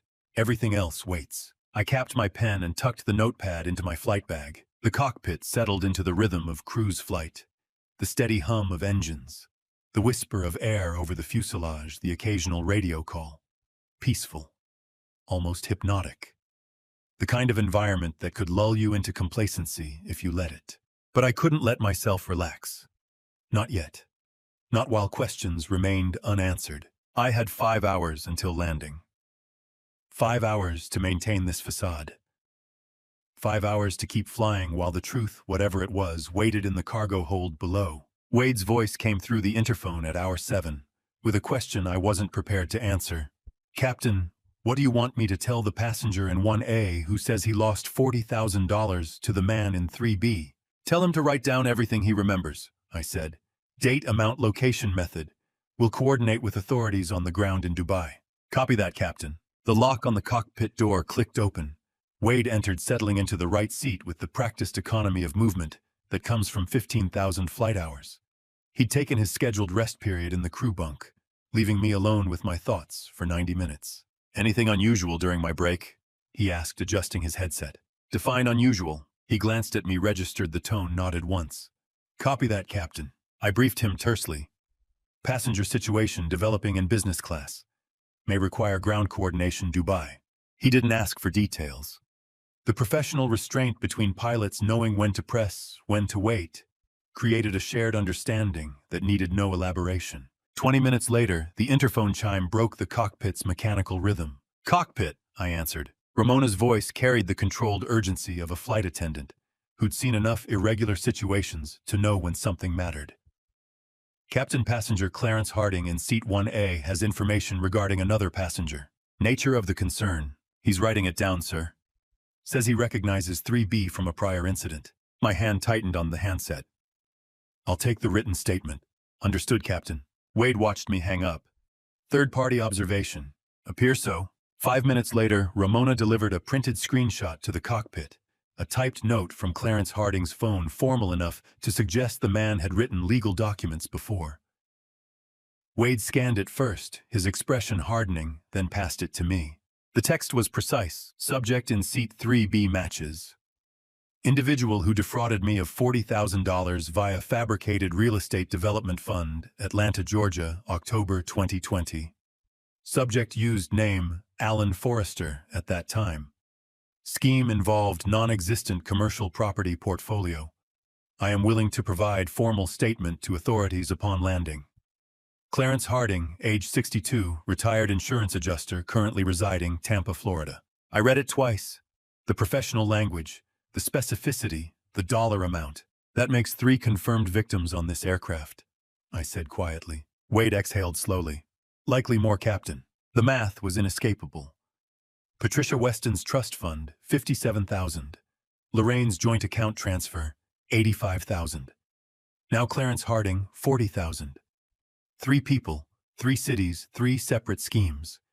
The probability that only 3 victims out of 367 passengers had encountered Alden Frost approached 0.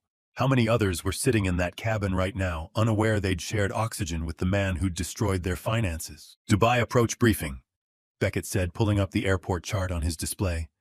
Runway 30 LRNAV approach, current weather. He walked through the descent checklist with methodical precision: fuel calculations, weather review, alternate airport confirmation. The standard procedures created a temporary bulkhead between emotion and duty. I compartmentalized, forcing my mind into the narrow channel of flight operations. Altitude, heading, speed, the 3 coordinates that mattered at 39,000 feet. But even as I reviewed the approach plate, the implications of Clarence's statement cascaded through my thoughts. Lorraine wasn't the first. She was the pattern. Alden Frost or Alan Forrester, or whatever other names he'd used, had operated across state lines, across years, across victim profiles. Retired insurance adjusters, stay-at-home mothers, probably young professionals, elderly widows, anyone with accessible assets and trust to exploit. Not an opportunist who'd stumbled into one successful fraud. A systematic predator who'd refined his approach through repetition. The cold clarity of it settled in my chest like ice. Lorraine had been targeted the same way Clarence had been targeted. Identified, cultivated, deceived. The only variable was the story Alden told real estate funds for Clarence import business for Lorraine. "Captain," Wade said, breaking my analysis. "Ramona mentioned the woman in 3A seemed upset earlier." I kept my voice level. "What time?" "Around 16:30 Zulu, hour 6. He paused. She wasn't speaking to her companion, just staring at the tray table while he slept. 4:30 Eastern Time, right after I'd left the cabin. Something had shifted in that window, some interaction I hadn't witnessed. "Noted," I said. The AKR's printer chattered, spitting out a weather update. Wade tore off the paper, scanned it. Dubai sandstorm warning. Visibility reduced to 4,000 meters within landing minimums. Adjust the approach brief accordingly. Copy. He marked the update on his chart, recalculating the decision altitude. Technical focus. The weather didn't care about fraud schemes or broken marriages. It simply was, and we would either meet its requirements or divert to our alternate.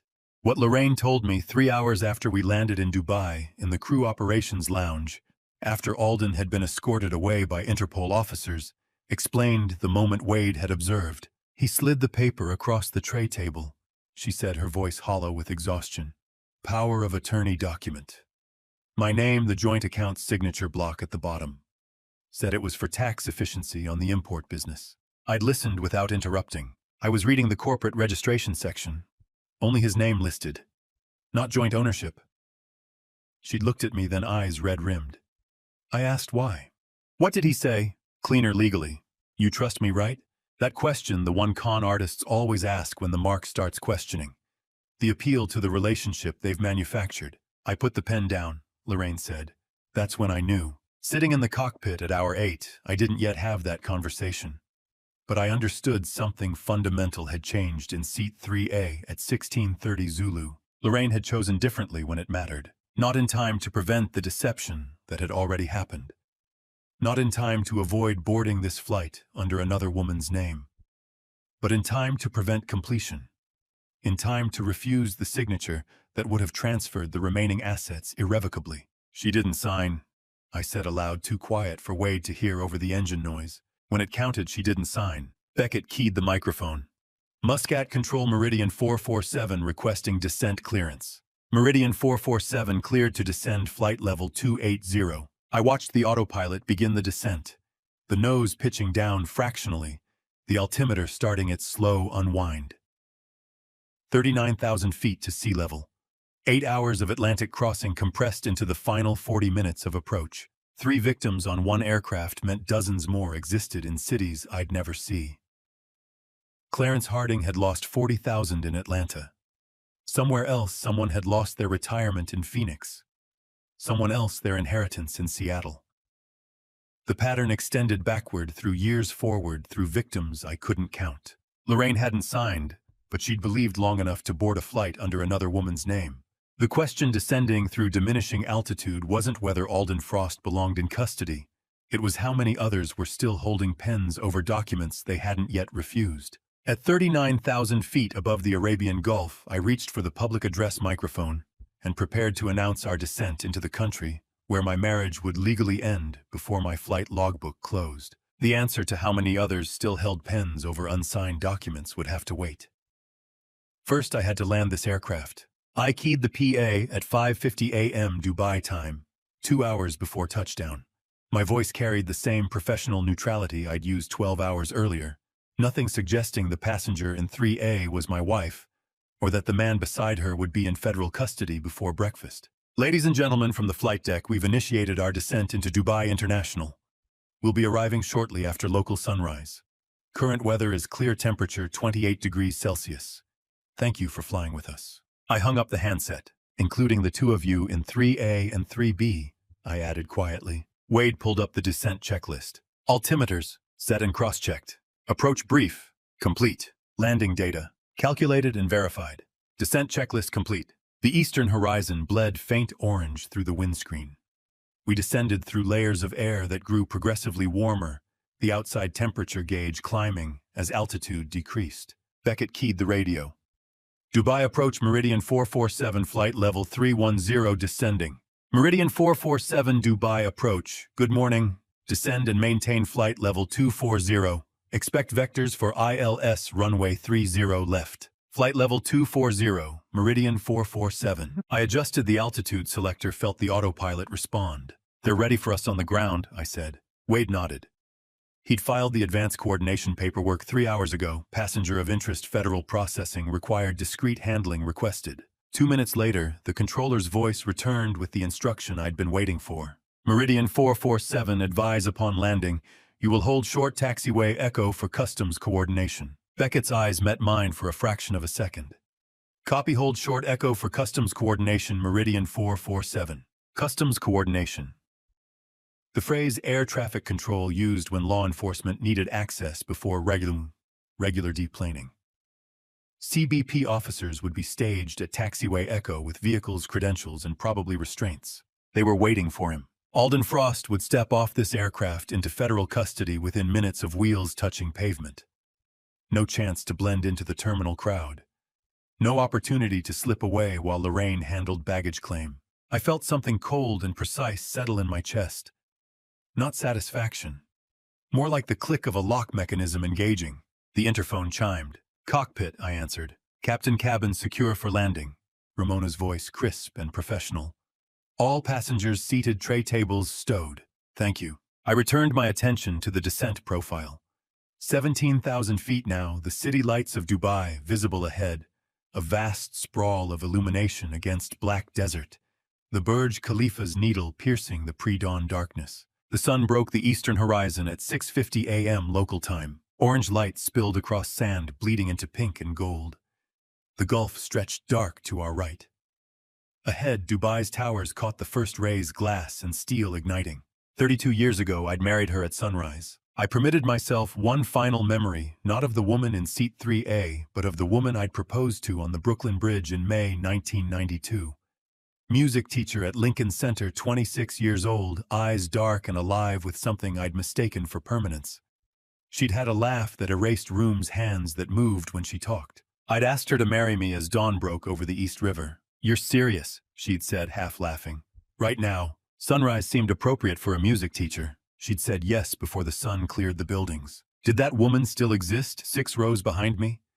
Or had she died somewhere I wasn't looking, replaced incrementally by someone capable of boarding a flight under a false name? That woman died somewhere I wasn't looking, I said aloud, too quiet for Wade to hear. Then I shelved the memory and returned to the work. Gear down, Beckett called at 7:05 a.m. I reached for the landing gear lever, pulled it down.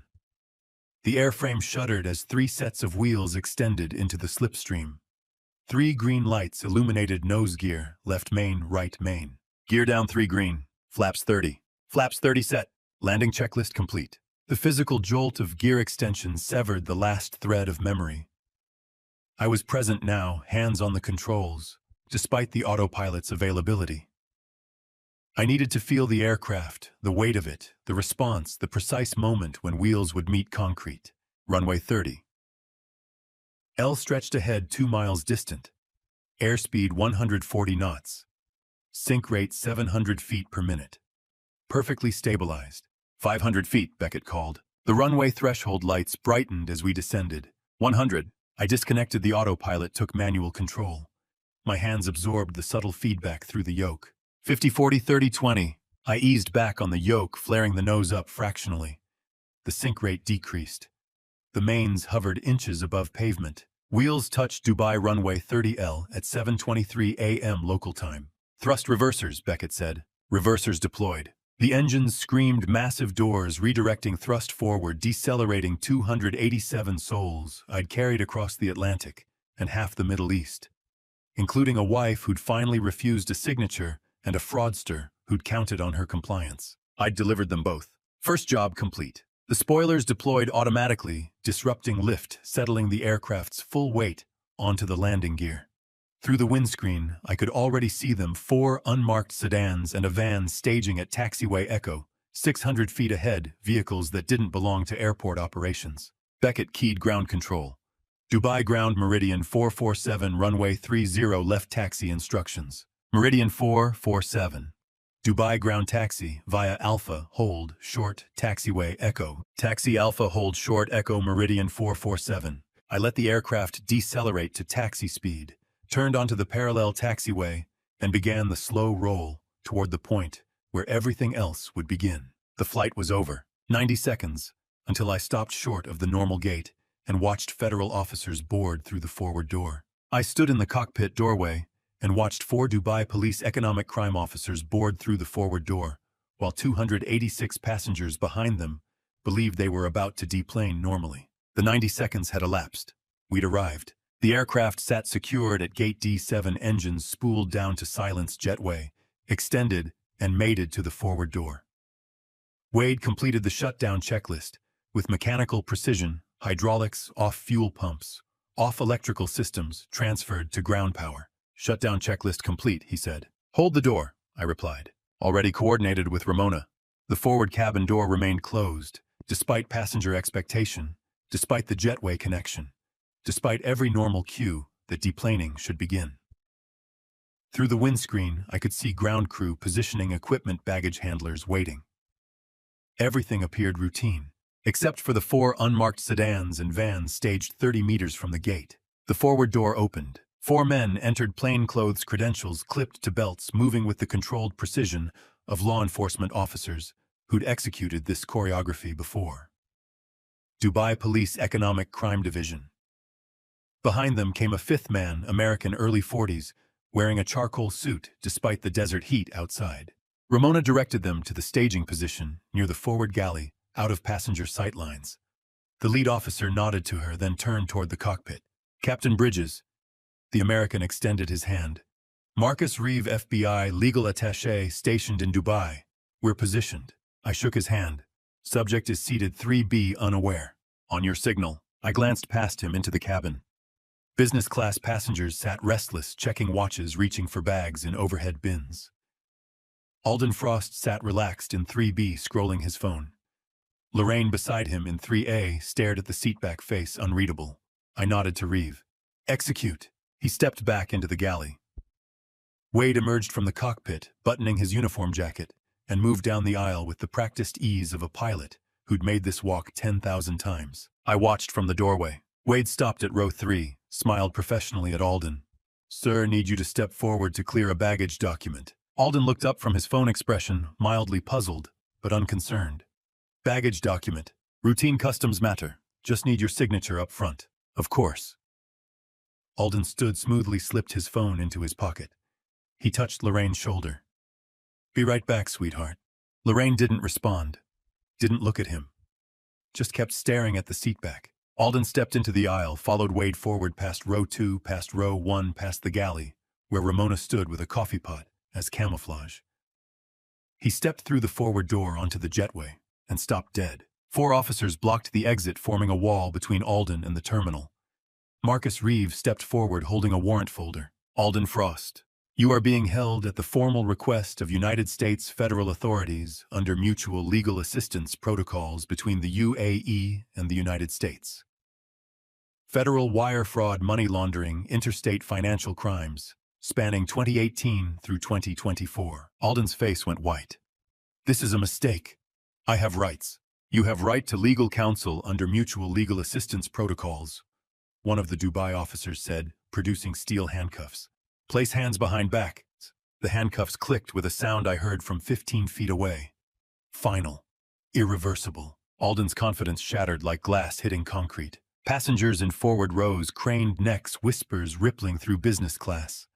Ramona moved smoothly into the aisle, voice calm and professional. Temporary delay for customs processing. Please remain seated. The cabin settled, but tension spread like smoke. Passengers exchanged glances, checked phones, whispered questions to companions. Ramona maintained her position, coffee pot still in hand, expression revealing nothing. Alden spun toward the cabin, eyes wild, searching. His gaze locked on Lorraine, visible in row 3. Did you set this up? He shouted through the open door, voice cracking with desperation. Lorraine! Every head in business class turned toward row 3. Alden struggled against the officer's grip, leaning toward the doorway. Lorraine, tell them we're together. The cabin went absolutely silent. Lorraine stood slowly, stepped into the aisle, turned to face the jetway door 30 feet forward. She didn't cry, didn't flinch, didn't raise her voice. 5 words perfectly clear. I didn't sign the paper. Alden's face twisted, shock, betrayal, comprehension cascading across his features in 3 seconds. His mouth opened, closed, opened again. You. The officers guided him backward down the jetway toward the terminal. He shouted something incoherent, struggled briefly against their hold, then went silent. The jetway door closed with a hydraulic hiss. The threat was gone. The cabin exhaled collectively, passengers shifting in seats, whispers resuming, the tension breaking like a fever. Ramona set down the coffee pot and began normal deplaning preparations, her professionalism never wavering. Lorraine remained standing in the aisle. She turned slowly from the jetway, scanning the cabin, as if searching for orientation. Her eyes moved forward past row 2, past row 1, past the galley, and found me standing in the cockpit doorway. 30 feet separated us. Might as well have been 30 miles. Her face went pale, color draining like water from a broken vessel. Eyes wide, recognition dawning with the force of physical impact. She understood whose aircraft she'd boarded yesterday morning, whose evidence had trapped Alden, whose coordination had delivered federal officers to this gate, whose marriage she'd destroyed while sleeping 6 rows behind his command seat. She didn't know, I thought, until now. I watched the comprehension land, watched horror and shame and devastation cross her face in sequence, watched her lips part, no sound emerging. I held her gaze for 3 seconds, then stepped backward into the cockpit and closed the door. The bulkhead was solid against my back, cool metal through my uniform shirt. I closed my eyes, exhaled slowly. Captain, Wade's voice quiet. I opened my eyes. Start post-flight. He nodded once and turned to the checklist. Through the cockpit door's narrow window, I could see Ramona beginning normal deplaning procedures. Passengers stood, collected bags filed toward the exit. The line moved steadily. Lorraine remained frozen in row 3, staring at the empty cockpit doorway where I'd stood 3 seconds earlier.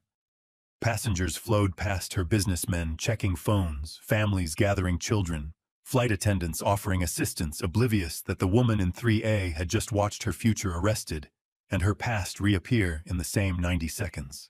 Wade's hand appeared in my peripheral vision, holding a satellite message printout. I took it, read the text from Celeste. Emergency asset freeze granted 900 Monday Eastern Standard Time.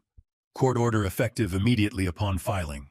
All joint accounts, property transfers, business registrations, frozen pending fraud investigation. You're protected. Monday morning, 72 hours from now. 72 hours to survive what happened after the aircraft stopped moving. I placed the manila folder on the crew lounge table between us and watched my wife of 32 years stare at evidence she didn't yet know existed. 72 hours stretched ahead. But first this. I'd found Lorraine standing in the deplaning area, passengers flowing past her. I gestured toward the operations corridor. She'd followed 30 feet behind. We walked through this terminal in silence, just footsteps echoing. The crew lounge was small, one table, two chairs, window overlooking taxiways. I closed the door. Lorraine stood near the window, arms wrapped around herself. We need to talk. Privately, I said. Harlan, I didn't know. Not here. I gestured to the chair. Sit. She sat. I remained standing. I opened the manila folder and began laying items on the table. Passenger manifest showing Mr. and Mrs. Bridges in seats 3A and 3B. ATM withdrawal logs. Text message transcripts Sienna had compiled.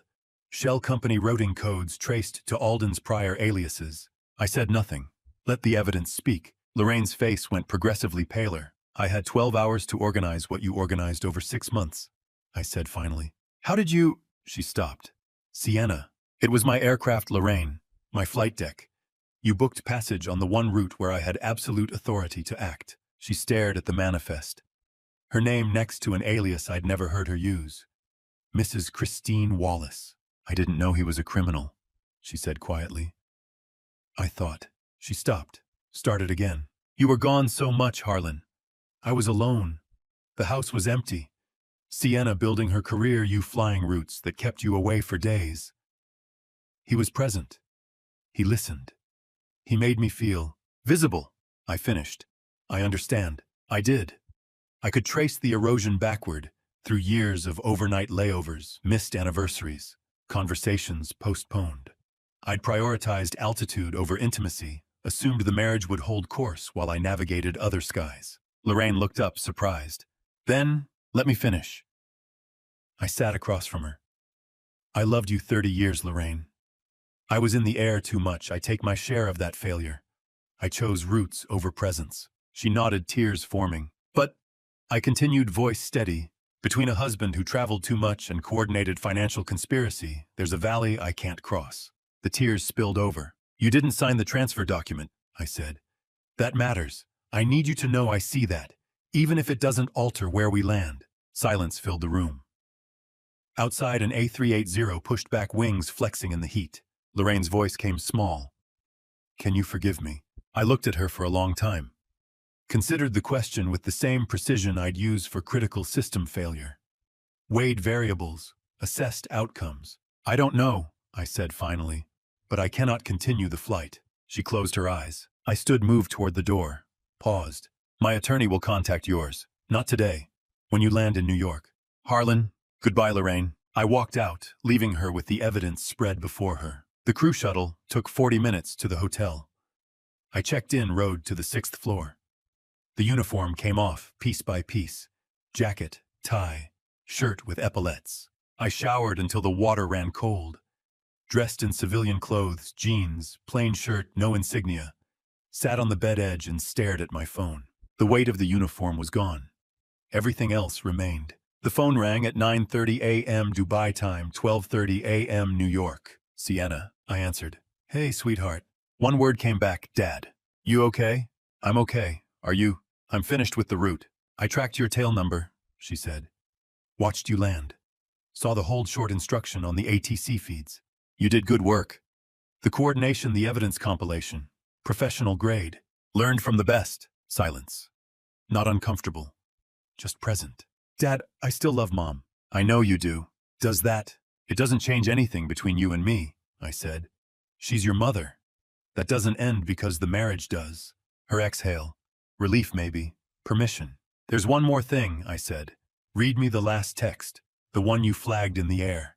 You sure? I'm sure. Paper rustling. Then Sienna's voice. What if I'm wrong about him? Moving this fast feels, I don't know. Scared.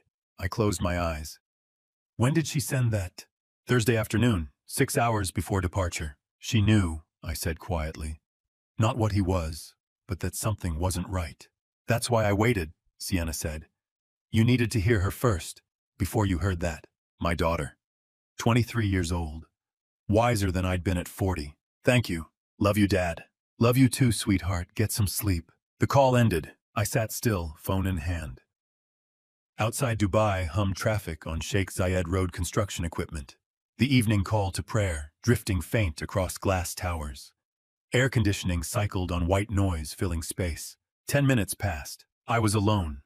Completely alone for the first time in 32 years. I wasn't lonely. The city sounds weren't empty. They were real, present, actual, real, not lonely. I walked to this window, looked out at a city I'd flown over 100 times but never really seen. Somewhere over the Atlantic, Lorraine was boarding her return flight as a passenger, not a wife. Somewhere in Manhattan, Sienna was probably still awake, monitoring legal filings. My laptop chimed. Email from Celeste. Asset freeze executed Monday, 9 a.m. Eastern Standard Time. Separation agreement drafted. Sienna's trust restored to standalone status. Your name sole trustee until her 30th birthday. Documents attached. Call when ready. 32 years, 12 hours, 5 documents. I closed the laptop. 72 hours remained before my return flight. 72 hours in a city where nobody knew my name. Nobody needed my navigation. Nobody was waiting for me to come home. The first trip in 3 decades where I wasn't flying back to her. Sienna called Sunday evening to tell me what happened when Lorraine walked into the apartment that no longer remembered her as home. I'd spent 72 hours in Dubai, where nobody knew my name. Now I was back in New York, back in a JFK crew hotel room, identical to 1,000 others, listening to my daughter describe the careful dismantling of 32 years. Dad, I need to tell you about this afternoon, Sienna said. How bad? Not bad, just final. I sat on the bed edge, phone pressed to my ear, and let her talk. She'd been there as witness, legal requirement per Celeste's instructions. 1 supervised entry for Lorraine to collect personal effects. Sunday at 2 p.m. the penthouse quiet, except for traffic noise filtering up from Lexington Avenue. The doorman had greeted Lorraine first. Simon. 30 years of morning hellos, package deliveries, taxi summons in the rain. He'd watched Sienna grow from infant to law school graduate. He'd accepted Christmas tips and remembered birthdays. Mrs. Bridges, he'd said, formal as a court clerk. Your daughter is waiting upstairs. Not Lorraine. Mrs. Bridges. Thank you, Simon, Lorraine had replied, voice small. He'd escorted her to the elevator without small talk. No inquiry about her trip. No comment on the weather. 30 years of warmth erased like condensation from glass. He didn't smile, Dad, Sienna said. 30 years and he didn't smile. I understood. The building staff knew. Word traveled through service corridors faster than through social circles. Lorraine had become the woman who'd done something, specifics unclear, judgment absolute. The key card still worked. Sienna had arranged that one final supervised entry before locks changed Monday morning. Lorraine had stepped inside and stopped. The apartment looked correct but wrong, Sienna said. Like a stage set, missing props, furniture in proper positions, views through windows unchanged. But the space had transformed from home to inventory. It looks smaller, Lorraine had said. Just emptier, Sienna replied. Lorraine had moved slowly through the living room, seeing absences. When did he take the piano? Tuesday, while you were still in Dubai. The Steinway that had occupied the corner for 28 years, gone. The bookshelf I'd built in 1998, gone. Family photographs that had lined the hallway removed, leaving pale rectangles on wallpaper that had faded around them. My instruments transported to storage. Disputed financial files sealed under evidence tape, corporate lawyer's signature across the seal. The wedding portrait that had hung above the mantel for 3 decades, absent only the nail hole visible. The wedding photo, Lorraine had started. He took anything that was his, Sienna said. Left everything that was yours. Lorraine had touched the nail hole, including the silence. Sienna described watching her mother catalog the erasure. Methodical removal. No rage, no vandalism. Just surgical extraction of one life from the shared space, leaving the other life outlined in negative space. Lorraine had walked to the bedroom. Sienna stayed in the doorway, didn't follow. Some grief required privacy, even from daughters. The closet on my side, empty. Hangers bare, evenly spaced like ribs. My side of the bathroom counter cleared, products gone, surface wiped clean. The book on my nightstand removed. Reading glasses gone. Phone charger absent. Presence erased so completely that absence became its own statement. Sienna said she counted to 30 before her mother emerged.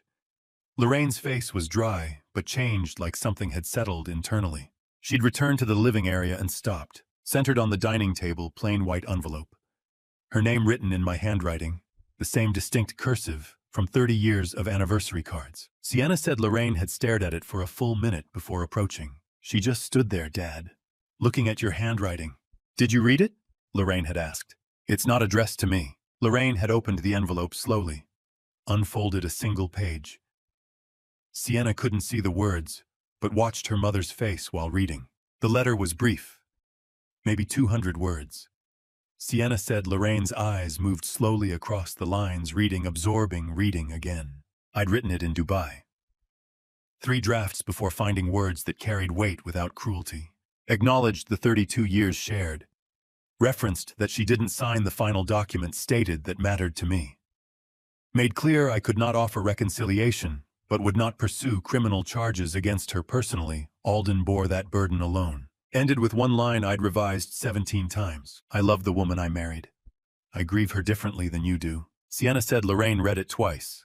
Slow the first time, slower the second. Mom, what does it say? Sienna had asked. Lorraine read the final line aloud. I loved the woman I married. I grieve her differently than you do. Sienna had moved toward her instinctively. Stopped when Lorraine raised one hand. Don't, please. Okay. Sienna stayed 5 feet distant, respecting the boundary her mother needed. Lorraine had looked at the letter one more time, then lowered herself slowly onto the hardwood floor beside the dining table, still holding the page. Not collapse. Deliberate descent. She sat cross-legged like a child letter in her lap. No scream. No visible tears. Just sat. Sienna counted 90 seconds before speaking. She just sat down, Sienna told me, like her legs stopped working. Mom, Sienna had said. I understand now, Lorraine replied. Sienna finished her account. The line went quiet. Do you want to know anything else? She asked. I looked at the crew hotel window at my reflection against darkness beyond. Long pause while I considered what questions mattered. Is she safe? Yes, Dad, she's safe. Thank you for being there. Where else would I be? I heard the fatigue in my daughter's voice. The weight of standing between 2 parents who'd both asked her to choose, and both insisted she shouldn't have to. Get some sleep, sweetheart. You too. The call ended. I set the phone down and walked to the window overlooking runway 4L, where I'd landed the same aircraft 72 hours and 32 years ago, depending how you measured distance. Sienna had mentioned one more thing before hanging up, something Lorraine asked after reading the letter. Does he know I loved him? Sienna had told her yes. I hadn't known that was the question until my daughter answered it. Tomorrow I'd meet Celeste to finalize paperwork that would make arithmetic out of grief. Asset division. Custody arrangements that no longer mattered with an adult daughter. Separation agreement that documented the end in legal terminology designed to minimize ambiguity. But tonight, I stood at glass wondering if the woman sitting on that hardwood floor 3 miles south was mourning the same marriage I was, or a different one entirely. The fountain pen I'd used for 30 years of anniversary cards felt identical, writing a check for $132,000 to end the marriage those cards commemorated. The paperwork with Celeste had taken 3 hours Monday morning. Asset division. Custody arrangements that no longer mattered. Separation agreement documented in legal terminology designed to minimize ambiguity. Now 3 weeks later, I sat at my new apartment desk, finishing what the lawyers couldn't. The checkbook lay open. Amount $132,000 exact. The summer withdrawals plus the JFK theft. Drawn from my personal reserve, old captain's discipline money saved across decades for emergencies I'd never properly defined. I'd defined it now. I wrote a small note on plain paper, attached it to the check with a paper clip. I prepared this as our anniversary gift. Use it well. 9 words, same pen, different meaning. I'd built that fund over 15 years. Small deposits from per diem accounts, bonuses, upgrade pay differentials. The balance had crossed 6 figures in 2022. I'd envisioned reaching $150,000 by our 30th anniversary in September 2024, then surprising Lorraine with something extraordinary. Paris, maybe. A second honeymoon. Mozart at Sainte-Chapelle, the way she'd described wanting to hear it since we were young. Premium seats, champagne at intermission week in a hotel where nobody knew us. I'd never imagined it would serve as final financial clearance. The pen didn't know the difference in purpose. I did. I signed the check with the same flourish I'd used on 3 decades of anniversary cards. Muscle memory executing what intention had abandoned. The signature looked identical to every prior year. The context had transformed completely. But as I set the pen down, something unexpected settled in my chest. The anniversary gift was still fulfilling its purpose, providing for Lorraine, caring for her future, ensuring she had resources to rebuild, just not the trajectory I'd envisioned when saving it. Still an anniversary gift, still expressing care. Different landing than the filed flight plan, but the fundamental intent remained: protect the person you'd promised to protect, even when the promise changed shape. I placed the check and note in an envelope, sealed it, wrote Lorraine's temporary address on the front, in the same careful script I'd used for 30 years of mailed cards when layovers kept me away from home. Set it on the desk for tomorrow's courier pickup. Physical finality. One more item crossed off the separation checklist. The phone rang. Celeste's name on the screen. I answered. Celeste. Harlan. Legal updates if you have 10 minutes. Go ahead. Her voice carried the precise satisfaction of an attorney watching machinery execute correctly. Alden Frost was denied bail by the Dubai magistrate. Extreme flight risk, multiple identity documentation pattern of interstate evasion. He'll remain in custody pending extradition. Timeline, 60 to 90 days. Mutual legal assistance protocols require formal hearing, but outcome isn't in doubt. I looked out my apartment window at a view I was still learning. Different neighborhood, different light. What else? FBI expanded the case to racketeering. 7 interstate complaints spanning 2017 through this year. Your passenger Clarence Harding signed as lead plaintiff in the class action. 7 confirmed victims, I said. 7 complaints filed so far. Ramona is coordinating with other flight attendants who recognized Alden from prior routes. Likely more surfacing. Federal machinery is thorough when properly activated, I said. Your 12-hour documentation made it possible, Celeste replied. The shell entities all frozen by SEC order. Delaware corporations, Nevada holdings, Caribbean registrations. Every layer peeled back. And the JFK withdrawal, recovered. Deposited back to your account as of Tuesday. The money never reached Alden's access wire transfer, flagged and reversed within the 72-hour window. I closed my eyes briefly. The theft that had felt so absolute on the jetway undone by procedure and timing. Nothing left but documentation of fraud, Celeste continued. Alden's entire financial architecture collapsed. Good. Her tone shifted slightly. Delicate. One more item, regarding Lorraine. I waited. She signed a non-prosecution agreement with federal prosecutors. Full testimony regarding Alden's methods, shell company structures, recruitment tactics. In exchange, no charges filed on the unauthorized transfer contingent on full compliance and continued cooperation. She testified against him, I said, extensively. The agreement protects her from criminal record if compliance is maintained. No charges filed, no conviction recorded. I looked at the sealed envelope on my desk. The check that would clear her remaining debt to the marriage we'd dissolved. She cooperated fully, Celeste said. For what it's worth. It's worth something, I replied. Silence on the line. Then Celeste continued. Final detail.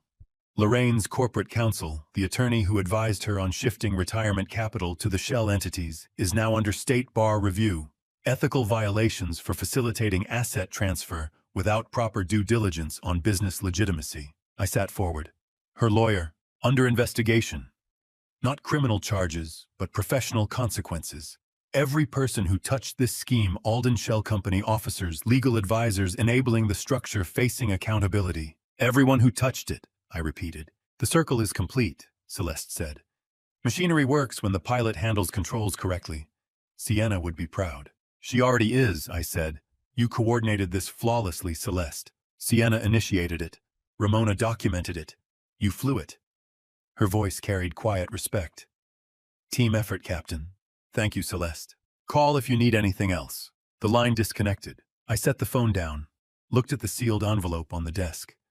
Beside it sat my flight logbook, the physical record I still maintained despite electronic tracking, making it technically obsolete. I'd recorded the route. JFK to Dubai, to JFK Route 214 aircraft tail N447, SR block time, 23.4 hours, passengers 287. In the remarks, column 1 line. Passenger incident resolved, groundside Dubai. 32 years reduced to logbook shorthand, but the chapter had reached its final page. Not the ending I'd written when starting the route. Not the landing I'd filed in the original flight plan, but executed within parameters. All souls delivered safely. Some marriages don't survive turbulence. The phone buzzed. Text from Sienna. Dinner Friday, just us. Brooklyn place you've never been. Mom didn't like noise. Time to try new restaurants, Dad. I read it twice, smiled despite everything. Typed back, send me the address. I picked up the envelope containing the check, held it for a moment. Final financial obligation. Final gesture of care for someone who'd shared 3 decades of my life. Tomorrow the courier would deliver it.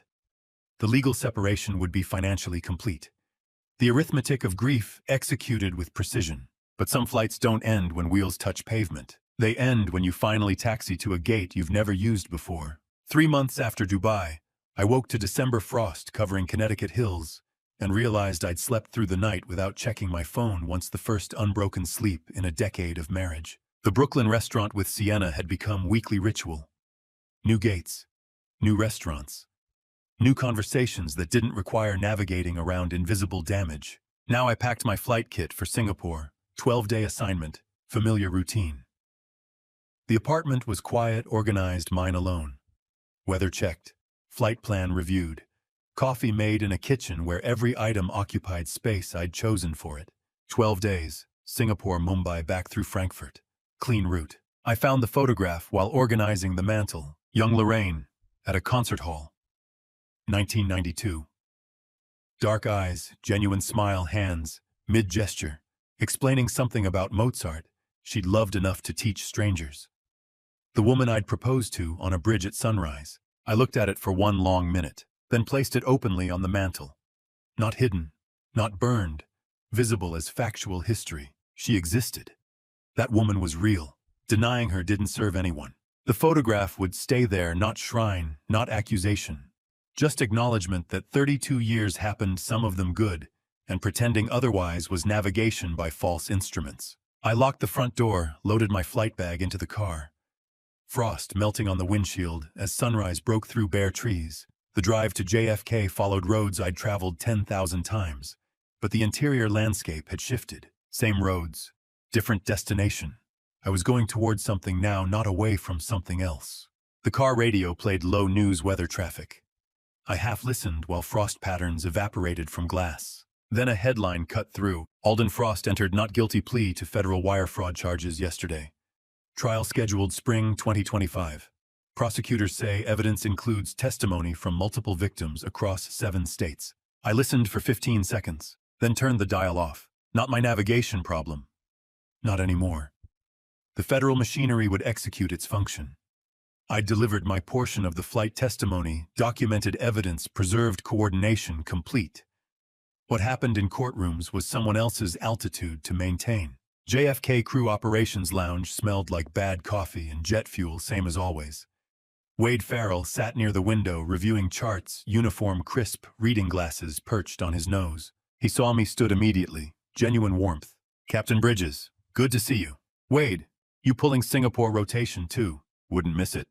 Clean route. He gestured to the empty chair. Coffee's terrible as usual. Some things never change. We sat. 2 men who'd navigated severe system failure together. The kind of shared experience that created permanent frequency between pilots didn't require constant transmission. Just mutual understanding that the channel stayed open. Wade reviewed his approach charts. I checked fuel calculations on my tablet. Comfortable silence. Then Wade set his coffee down, looked at me carefully. How are you holding up, sir, honestly? I considered the question. Not the polite deflection. The actual answer. Sleeping better than I have in a decade, Wade. He nodded slowly. Good. That's good. No follow-up questions. No probing. Just acknowledgement that peace mattered, and witnessing it was enough. I looked through the lounge window at the tarmac. Aircraft being serviced, baggage carts moving with choreographed precision, ground crews executing procedures refined across decades. Singapore is clean route, Wade said. Straightforward. All routes are good routes, Wade. As long as you fly them straight. He smiled slightly. Copy that, Captain. Operations called flight crew for boarding. We collected our bags, walked to the gate with the unhurried rhythm of professionals who'd done this enough times to trust the process. No drama. Just another departure. 45 minutes later, the aircraft broke through the final gray cloud layer. Upper sky opened blue, cold, absolute. Wade handled radio communications with departure control. I monitored systems, verified climb profile, adjusted trim as weight burned off with fuel consumption. People ask why I still fly at 62. Why not retire travel as passenger, let younger pilots handle the precision? Because up here the horizon is always honest. It doesn't pretend to be closer than it is. Doesn't shift when you're not looking. Shows you exactly how far you can see and doesn't apologize for the distance remaining. 30 years of marriage taught me some horizons are false painted backdrops that look solid until you try to reach them and your hand passes through empty air. 30 years of flying taught me turbulence passes. Severe weather exists, will always exist. But aircraft are built to handle stress if you don't fight the controls. The most important thing isn't avoiding bad weather. It's keeping hands steady when you're in it, following procedure, and bringing the aircraft home. I did that. Walked away from bad weather, the only way that matters, intact, clear-headed, already thinking about the next departure. The seat beside me in that cockpit, the one Wade occupied, now the one Lorraine never understood, the one that had always been my real marriage was never a right. Always a privilege. Something earned through hours and training and decisions made correctly, when incorrectly would have been easier. Now the other seat, the one at my dinner table, the one in my apartment, the one in my life was exactly where it belonged, mine to offer, when I chose to someone who understood that altitude requires different instruments than ground navigation. Maybe Sienna someday when she needed advice. Maybe someone new eventually when the route called for it. But not because I was lonely. Because I was ready. The sky stretched infinite ahead. Clean, blue, honest. I turned to Wade in the right seat. 30 years of flight experience. 3 months of rebuilding. 1 moment of absolute clarity. Beautiful morning, I said. Let's take her up. Wade adjusted the climb rate. I confirmed the heading. The aircraft responded exactly as designed. We climbed into blue. And to you listening to my story, remember this. The altitude you choose when facing betrayal determines how you land. I made mistakes in my marriage. I prioritized flight schedules over presence, assumed love would hold course without maintenance. Don't make my mistake of thinking your partner can navigate loneliness alone. But when betrayal comes, and sometimes it does, you have a choice. Let it crash you or maintain your heading and bring everyone home safely. I believe God put me through this test at 39,000 feet for a reason. The lesson wasn't about revenge, it was about keeping hands steady when the instruments show system failure. It was about choosing dignity over destruction, professional duty over personal rage. In grandpa stories like this one, we often hear about dramatic confrontations. But real strength sometimes looks like saying, "We fly first," when your world is ending 6 rows behind you. That's the wisdom these grandpa stories carry. How we handle our worst moments defines who we become. If this story resonated with you, I'd be grateful if you'd share it with someone who might need to hear it. Leave a comment below, what would you have done in my position? And if you haven't already, please subscribe to Dad's Revenge Stories for more stories about choosing dignity when life tests you hardest. Thank you for staying until the very end. Just a reminder, certain details in this story have been adjusted for storytelling purposes. What matters most is the message, and I hope it stays with you long after you stop listening.